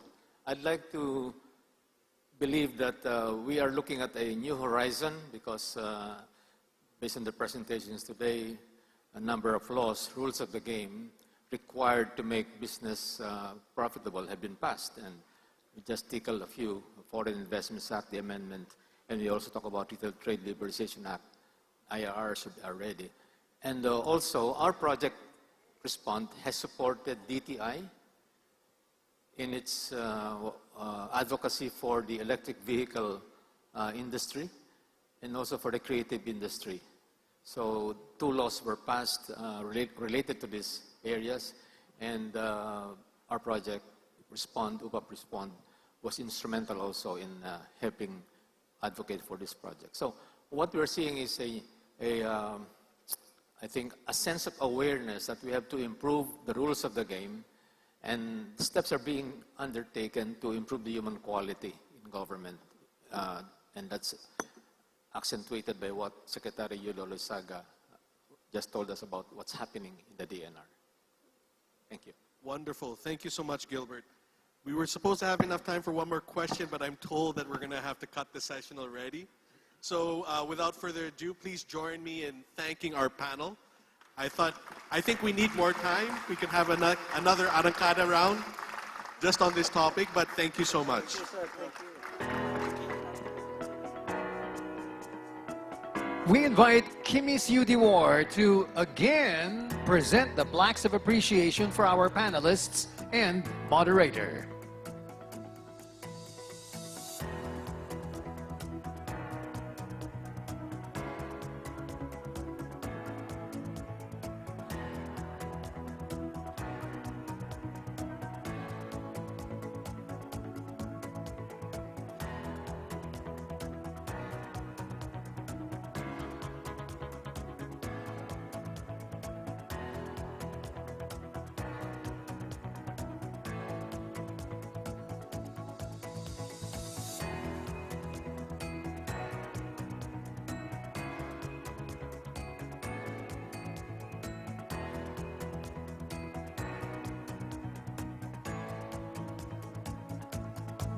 Once again, thank you, Rogelio, Noel, Dr. Lianto, Chris, and Kimmy.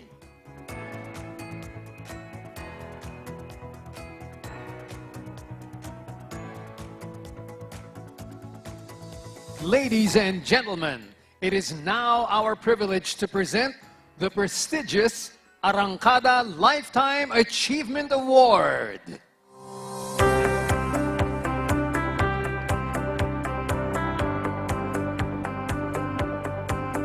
To bestow this distinguished honor, we call back to the stage Attorney Mimi Lopez Malvar.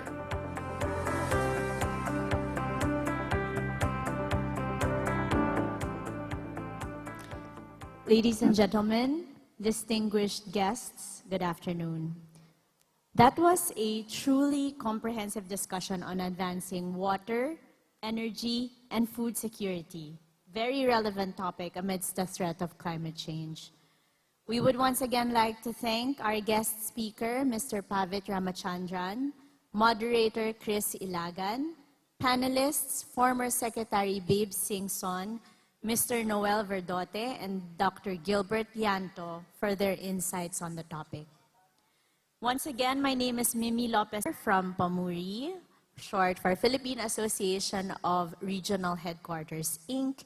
I am also Country Legal Head and Government Relations Director for Procter & Gamble Philippines. We now move on to the next part of our program, which is the presentation of the Arangkada Lifetime Achievement Award. This was first presented in 2013, and many of you may be asking what this award is all about. The presentation trophy reads, "In recognition of outstanding contributions and superb leadership over several decades to achieving highly significant and lasting institutional and policy reforms of long-term benefit to the people and economy of the Republic of the Philippines." Our recipients have been the late President Fidel V. Ramos, PEZA Director General Lilia de Lima, the late business titan Washington Sisip, the late Foreign Secretary Roberto Romulo, former BSP Governor Sai Tetanco, the late Senator Ed Angara, former Foreign Secretary Delia Albert, Chairman of the Wallace Business Forum Peter Wallace, Go Negosyo founder Joey Concepcion, and former Senate President Franklin Drilon last year. Here with us today is former Foreign Secretary Ambassador Delia Albert. Thank you for your continued support to Arangkada. We are honored today to recognize as our 11th recipient, Mr. Shamim Qureshi. Shamim has been a key advocate for the improvement of business climate and better investment and inclusive growth in the Philippines. He started his career in the Philippines as advisor and associate of the Gulf Shipping Corporation, member of the International Advisory Board of the Land Oil Resources Corporation of the Philippines, and chairman of the board for Middle East ASEAN Industries and Investment Company. On June 5, 1978, he was appointed by President Ferdinand Marcos as advisor to the Middle East Trade and Economic Affairs. This was the first time that a non-Philippine national has been accorded this rank and status. With this honorary appointment, he undertook to provide key advisory services on concerns involving the Middle East, Philippines, and the Far East. In 1982, Mr. Karashi became one of the founders of the Philippine Association of Multinational Companies Regional Headquarters, Inc., or PAMURI. PAMURI was an industry association formed to represent and entice regional operating headquarters and regional area headquarters to invest in the country, who then can provide management support to parent companies and affiliates globally. Through PAMURI, Mr. Karashi was able to encourage many ROHQs and RHQs to bring in substantial inward remittances and provide many well-paying jobs to Filipinos. Mr. Karashi was instrumental as well in pushing for the enactment of Republic Act No. 8756, or the ROHQ law, to provide the regulatory and legal framework for ROHQs in the Philippines. He worked closely with the Department of Trade and Industry to help design incentives that would entice many ROHQs to locate in the Philippines. Over several decades, together with the government, PAMURI had been successful in promoting the Philippines as an IT BPM investment destination of choice. As chairman of PAMURI, Shamim was also instrumental in the formation of the Joint Foreign Chambers. He was directly involved in putting together this unique coalition of the American, Australian, New Zealand, Canadian, European, Japanese, Korean chambers. Over several decades, the JFC has grown to represent over 3,000 member companies engaged in around $100 billion worth of trade and some $30 billion worth of investments in the Philippines. Through the JFC, Shamim was a crucial ally in supporting and promoting open international trade, increased foreign investment, and improved conditions for business to benefit both the Philippines and the countries of the JFC members. Today, we are incredibly pleased to confer the Arangkada Lifetime Achievement Award to Mr. Shamim Karashi. I would now like to ask representatives of the JFC to join me on stage. And Shamim's son, Mr. Safdar Karashi, is here with us today to represent his father in today's ceremony.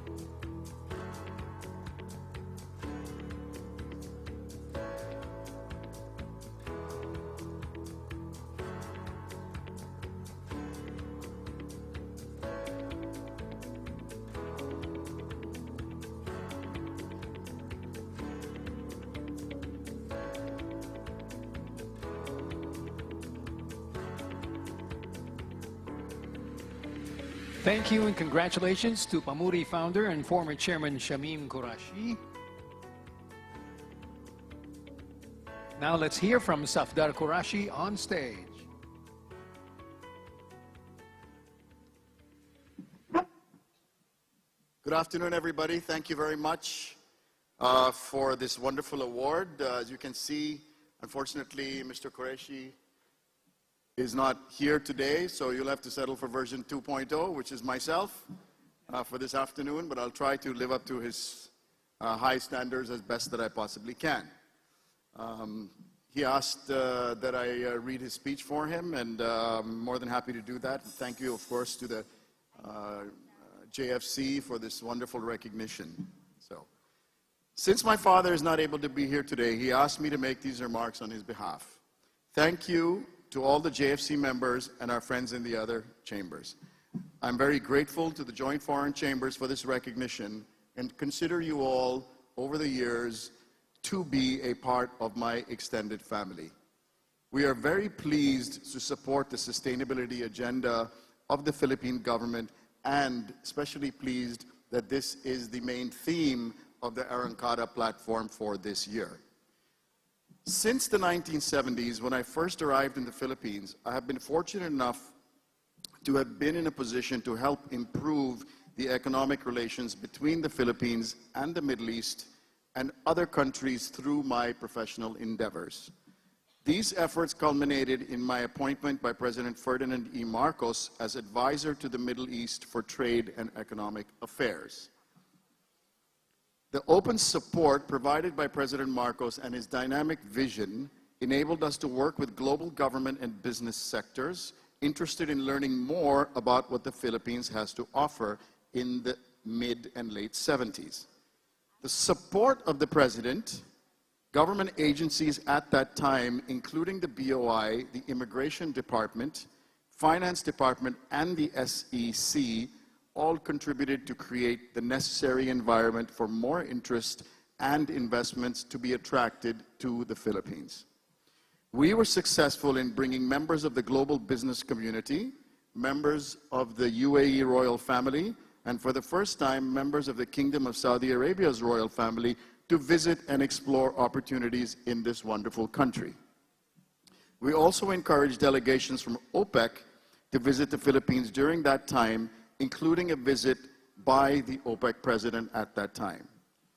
During my appointment as advisor for Middle East for Trade and Economic Affairs, I was fortunate enough to have been involved in many projects which promoted and bore fruit for the Philippines.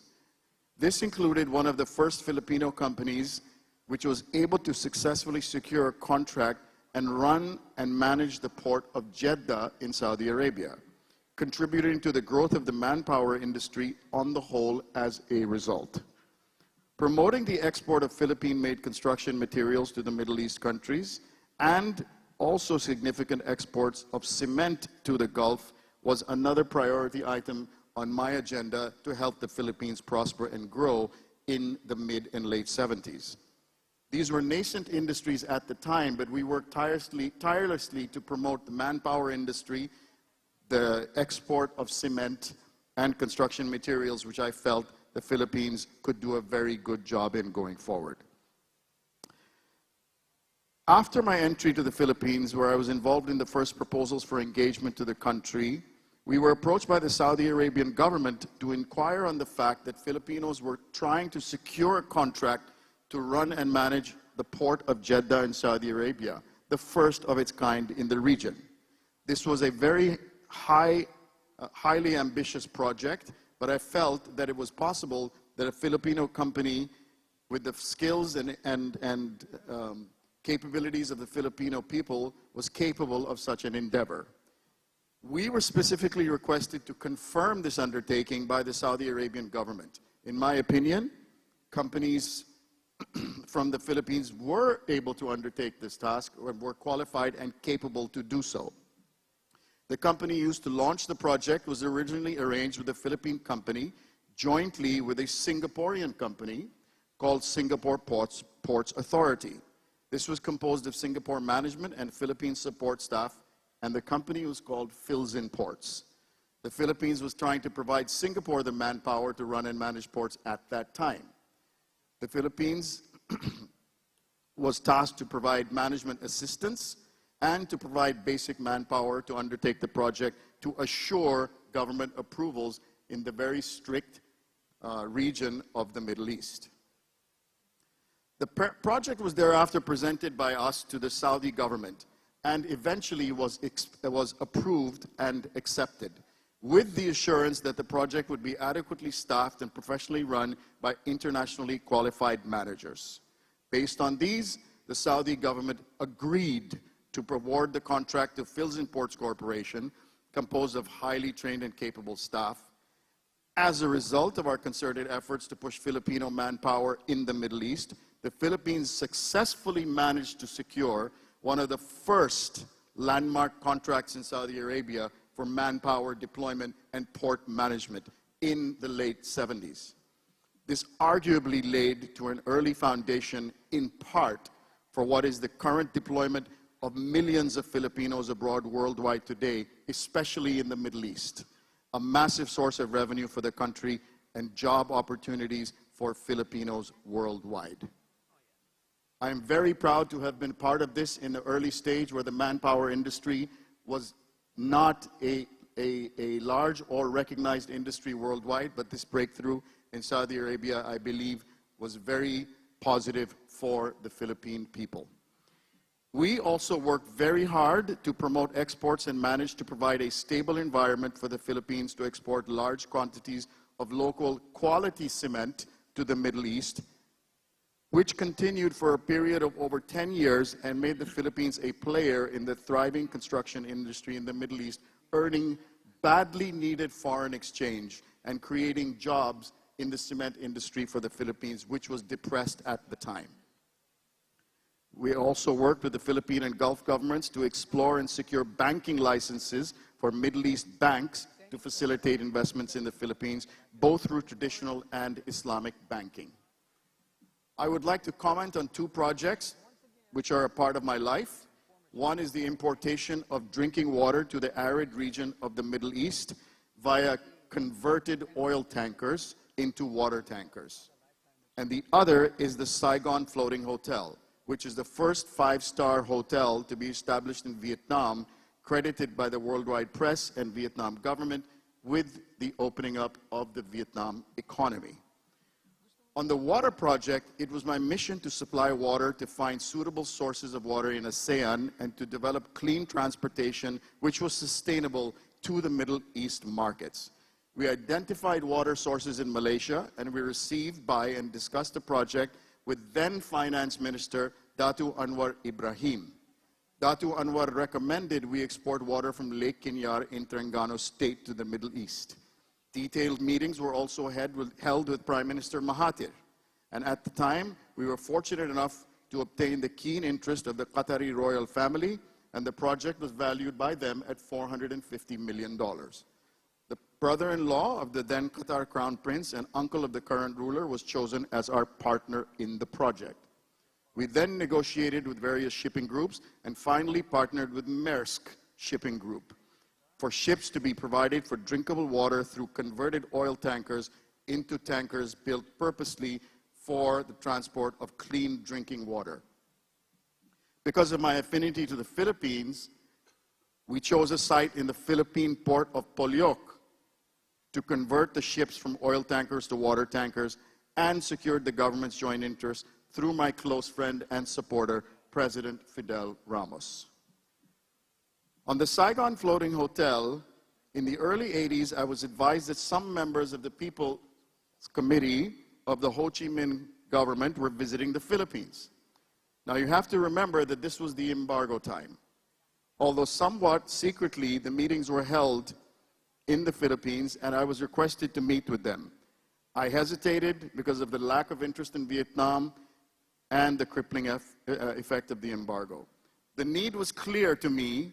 There was no world-class hotel facility in Vietnam, and this was a desperate requirement to facilitate trade and investment in Vietnam. After much persuasion from the Vietnamese to guide them and address this need, I suggested the only way for this to work will be to use our experience in the Middle East, where we had put in a luxury ship with hotel rooms docked in the harbor. The team took me to see Mayor Pham Van Khai in Vietnam. I said we would try to provide the Dubai experience to Ho Chi Minh, to which he commented in very broken English, "You mean floating hotel?" Pham Van Khai, who became a very close friend of mine despite our language barrier, he spoke no English, and I obviously did not speak any Vietnamese, subsequently went on to become the Prime Minister of Vietnam, credited for opening up the economy of Vietnam in many ways. I had heard that a Japanese group had secured a floating barge ship with 300 hotel rooms on it, and it was located in the Great Barrier Reef in Australia. We exerted all efforts to negotiate it with the Japanese owner so that this so-called floating hotel would be set up in Vietnam. The hotel was recommended by my long-term friend and partner, Robert Burns, the founder and previous owner of the Regent Hotel Group, which is now owned by IHG Hotels. The hotel, as it was called, featured a casino, 5-star rooms, and was built upon a floating barge. It was docked in Ho Chi Minh across the statue of Ho Chi Minh himself. The general manager of the hotel, our employee at the time, went on to become the CEO of IHG, Intercontinental Hotels Group. At that time, it would be interesting for you to know, the hotel did not allow the entry of Vietnamese onto its premises. A Coke cost $9, and a cup of coffee was $14. And it was also a several-day wait list to make calls. Yet, it operated at 100% occupancy in the mid-80s at $400 per room per night. Anyway, to cut a long story shorter, as the Japanese owner was losing millions in Australia, they agreed to a joint venture to transfer the hotel to Vietnam. It was pulled via tugboats from the Great Barrier Reef to the Ho Chi Minh River. I have heard stories that it was followed by 6 submarines because it was embargo time. I do know that there were fighter jets monitoring it while it was arriving in the region. Financing was a problem. We approached the UAE government, and they agreed to provide a guarantee to set up the floating hotel in Vietnam for $150 million. The Vietnamese government, after much deliberation, agreed to locate the hotel in Ho Chi Minh at the mouth of the river next to Ho Chi Minh statue, a landmark location. Sadly, I could not travel to Vietnam as there was a coup d'etat in Manila that same week. However, the opening ceremony went ahead without my presence, and the speech was read by our Australian partner. Pham Van Khai, the mayor at the time, commented that this could not have happened in Vietnam without our efforts, and that he was going to exert every effort to open up the economy of Vietnam. As time passed, I was welcomed back again to the floating hotel as part owner and founder. The Vietnam government appreciated our efforts and announced that the investment in the floating hotel, the first ever 5-star hotel in Vietnam, opened Vietnam's economy to the world, and the rest is history. Going forward, we are very proud of our sustainability initiatives, energy efficiency with our partners such as BBP, bioremediation with our investments such as BioPure, both of which are applied in this very complex, in this very building that you're sitting in. And we hope to continue to support the sustainability agenda of Arangkada and the Philippine government going forward. Now, Pamuri. In the 1980s, Pamuri was formed, and I was fortunate and honored to be one of its founding partners with the mission of promoting my much-loved home, the Philippines, as an attractive location for regional headquarters and increased investment. Along with the late Senator Edgardo Angara, as well as attorney Violeta Drilon, we conceptualized this industry association to attract multinational companies to invest in the Philippines. In the year 2000, we lobbied for the signing of Republic Act 8756, which enabled the Philippines to attract a substantial number of ROHQs and RHQs from global Fortune 500 companies.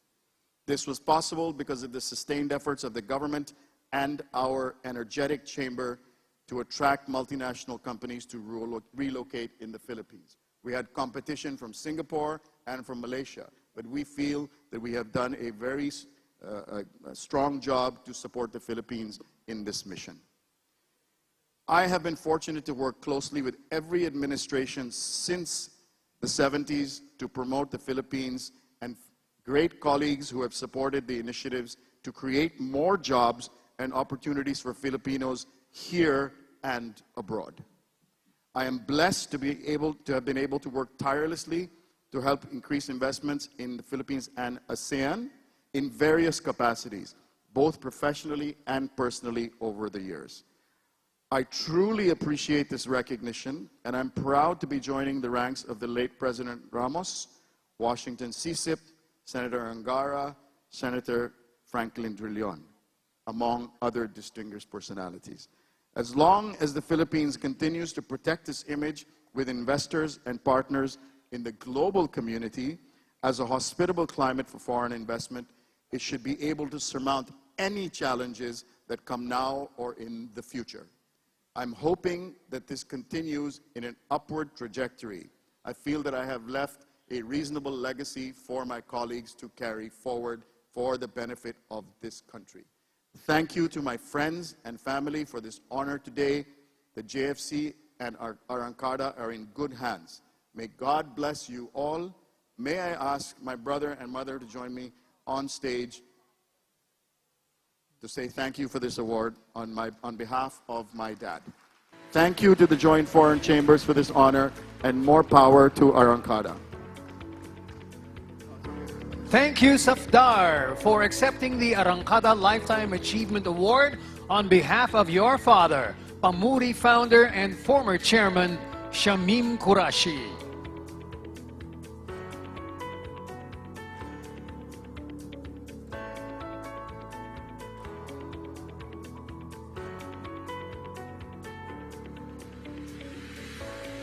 Thank you, Safdar. Now, before we hear from our closing keynote speaker, we would like to again acknowledge our corporate sponsors and partners for helping us make this event possible. Our platinum sponsors, Capital One, First Philippine Holdings, gold sponsors, Eastern Communications and SGV, silver sponsors, Marubeni, Royal Cargo, Quezon Power and GHD. Bronze sponsors AIG, Amazon Web Services, BDO, Alaska, Cargill, Converge Business, and Eon. Our event partners, Asia Society Philippines, British Chamber of Commerce of the Philippines, Financial Executives Institute of the Philippines, the Foundation for Economic Freedom, Fujitsu, IT and Business Process Association of the Philippines, Manila Water, Makati Business Club, Management Association of the Philippines, and the Philippine Exporters Confederation. Our media partners, Business Mirror, Business World, CNN Philippines, and the Philippine Daily Inquirer, and our official venue partner, Marriott International.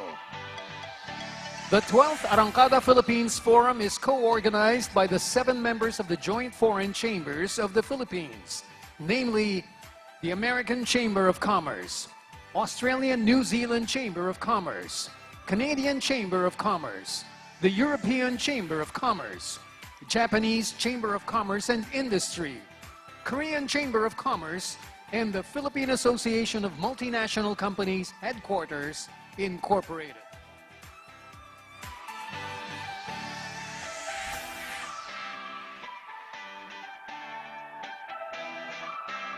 And now, please join me in welcoming Julian Payne back on stage to introduce our keynote speaker.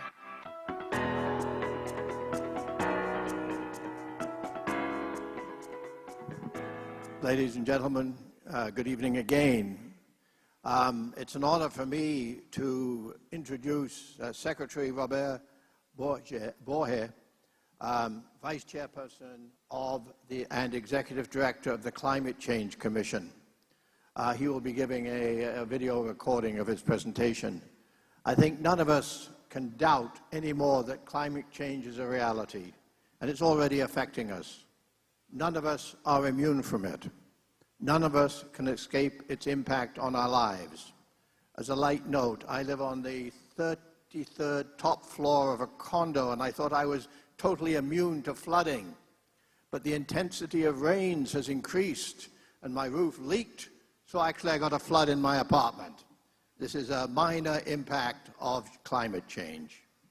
It's most appropriate that at this 2023 Arangkada, with its theme towards sustainable transactions, to conclude with a keynote speaker on climate change, to address the impact of climate change on business and to address the responsibility of business to address climate change. Secretary Borge was appointed Commissioner and Vice Chair of the Climate Commission in March 1922, and he's there for a 6-year term, so we can see him around. He's a career diplomat in the Philippine Foreign Service, and he brings to the Climate Change Commission nearly 2 decades of various appointments related to climate change and disaster response. He was Presidential Assistant for Foreign Affairs and the President's focal point for the development, articulation, and implementation of the Philippines' strategic interests in climate change.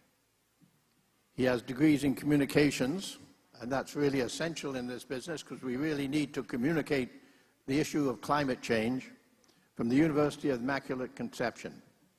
He attended the Netherlands Institute of Foreign Relations. He has received no less than 3 presidential citations for meritorious service. Ladies and gentlemen, let us listen and learn about what is probably the most existential threat to us today from somebody who really knows something and has been involved in and has addressed climate change.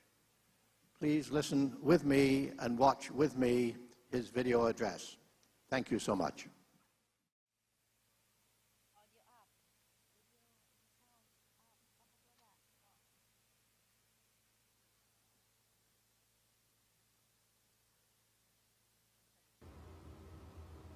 On behalf of the Climate Change Commission, thank you for the warm welcome and the opportunity to address you today at the 12th Anniversary Forum of Arangkada, Philippines. As we conclude today's forum on sustainability and resilience, we face a clear reality. Climate change is neither a buzzword nor a distant threat. It is a reality calling for urgent, transformative action. The Philippines experiences the devastating impacts of climate change with far-reaching consequences that affect our people and communities. As a nation, the Philippines only contributes around 0.5% of global greenhouse gas emissions. But we bear the full force of extreme weather events. Both economic and non-economic losses, including in terms of lives lost, are egregiously disproportionate. And the consequences of inaction go far and are felt beyond. They perpetuate poverty, exacerbate inequalities, and limit access to resources and opportunities, particularly for the most vulnerable. And the consequences of inaction go far and are felt beyond. They perpetuate poverty, exacerbate inequalities, and limit access to resources and opportunities, particularly for the most vulnerable. As we want to point out in the Climate Change Commission, it is lives, livelihood, and the future of Filipinos that are at stake when we talk about climate change. President Ferdinand Romualdez Marcos Jr. has highlighted wisely a inseparable link between addressing climate change and our country's aspirations for progress and prosperity. To do this, we must move forward sustainably, and to move forward, we must take a long and hard look at our achievements and the challenges that lie ahead. The Climate Change Commission, in coordination with relevant government agencies and stakeholders of our nation, has laid down a pathway toward a climate-resilient and sustainable Philippines, prioritizing the balance between climate adaptation on the one hand and mitigation on the other with our economic development agenda. To this end, the Climate Change Commission has outlined key priorities and programs under our mandate. First, the National Determined Contribution, or NDC. We have submitted our NDC outlining our vision for 75% greenhouse gas reduction. We are working on harnessing technology, capacity building, and climate finance to power meaningful climate action. Second, the National Adaptation Plan, or NAP. We are developing our NAP, which aims to support local communities in identifying appropriate climate actions, ultimately building the country's adaptive capacity and resilience. Third, green jobs. We aim to balance economic growth and environmental preservation and management by incentivizing green practices and technologies. Fourth, capacity building. We empower communities on the front lines by providing technical assistance in developing their local climate change action plans, or LCCAPs. These plans open avenues to climate finance, such as the People Survival Fund, and enhance sustainability and climate resilience at the grassroots level. And it's done in partnership with the private sector. And fifth, speaking of partnerships, partnerships are important because we acknowledge the value of collaboration, and the CCC has set up coordination mechanisms which include the communicating opportunities to network, navigate, and explore climate transformation, or connect, tailored for the private sector. We see collaboration with businesses to unlock investments, integrate climate actions, and foster low-carbon, climate-resilient growth. Yet all these are rendered meaningless without action that bear results. Colleagues and friends, to achieve sustainability and climate resilience, we need to act with greater urgency and a clearer sense of purpose. And we need to act together. It is only through the concerted efforts of the government, the private sector, the academic community, and other stakeholders such as the media, indeed our entire society and our entire world, that we can achieve the changes we want and need. This forum presents an ongoing opportunity for all of us to build on our sustainability efforts, learn from our individual and collective experiences, and put into practice the very best that is harnessed from the Filipino creativity and mind. Our approach, as with Arangkada Philippines Forum outcomes, needs to be coherent, replicable, and proactive, in line with global agreements like the Paris Agreement and the Sustainable Development Goals. Using the best available science and technology, as well as innovation, I laud Arangkada Philippines for becoming one of the key locus of thought leadership and actions. This is a partnership that works for our nation and beyond. I invite the private sector leaders and representatives to continue to join hands and to work together in shaping a vibrant, resilient, and sustainable future. Thank you. Maraming salamat po. Mabuhay kayo lahat. So I would like you all to stand up and give a big clap to yourself. Please stand up. A big clap to all the participants. Stand up, stand up. I have attended every one of the Arangkada conferences in my capacity as president of CanCham, and I must say that John Forbes has put in place a sustainable, useful conference that we hope will continue, and certainly today shows it is continuing on a sustainable basis. Thank you very much. I can now announce that you've all sat patiently at your tables. You can stand up. We're going to have a networking cocktail event, and I think it's just around the corner here. So I invite you all to attend this networking event being hosted by the Joint Foreign Chambers of Commerce of the Philippines, the American Chamber, the Australia-New Zealand Chamber, the Canadian Chamber, the European Chamber, the Japanese Chamber of Commerce and Industry, the Korean Chamber, and Primary. Please join us for the networking. Thank you so much. Salamat po. Thank you, Julian. Once again, we invite everybody to the foyer for socials and networking. This is Jerry Magnaye bidding you a good day.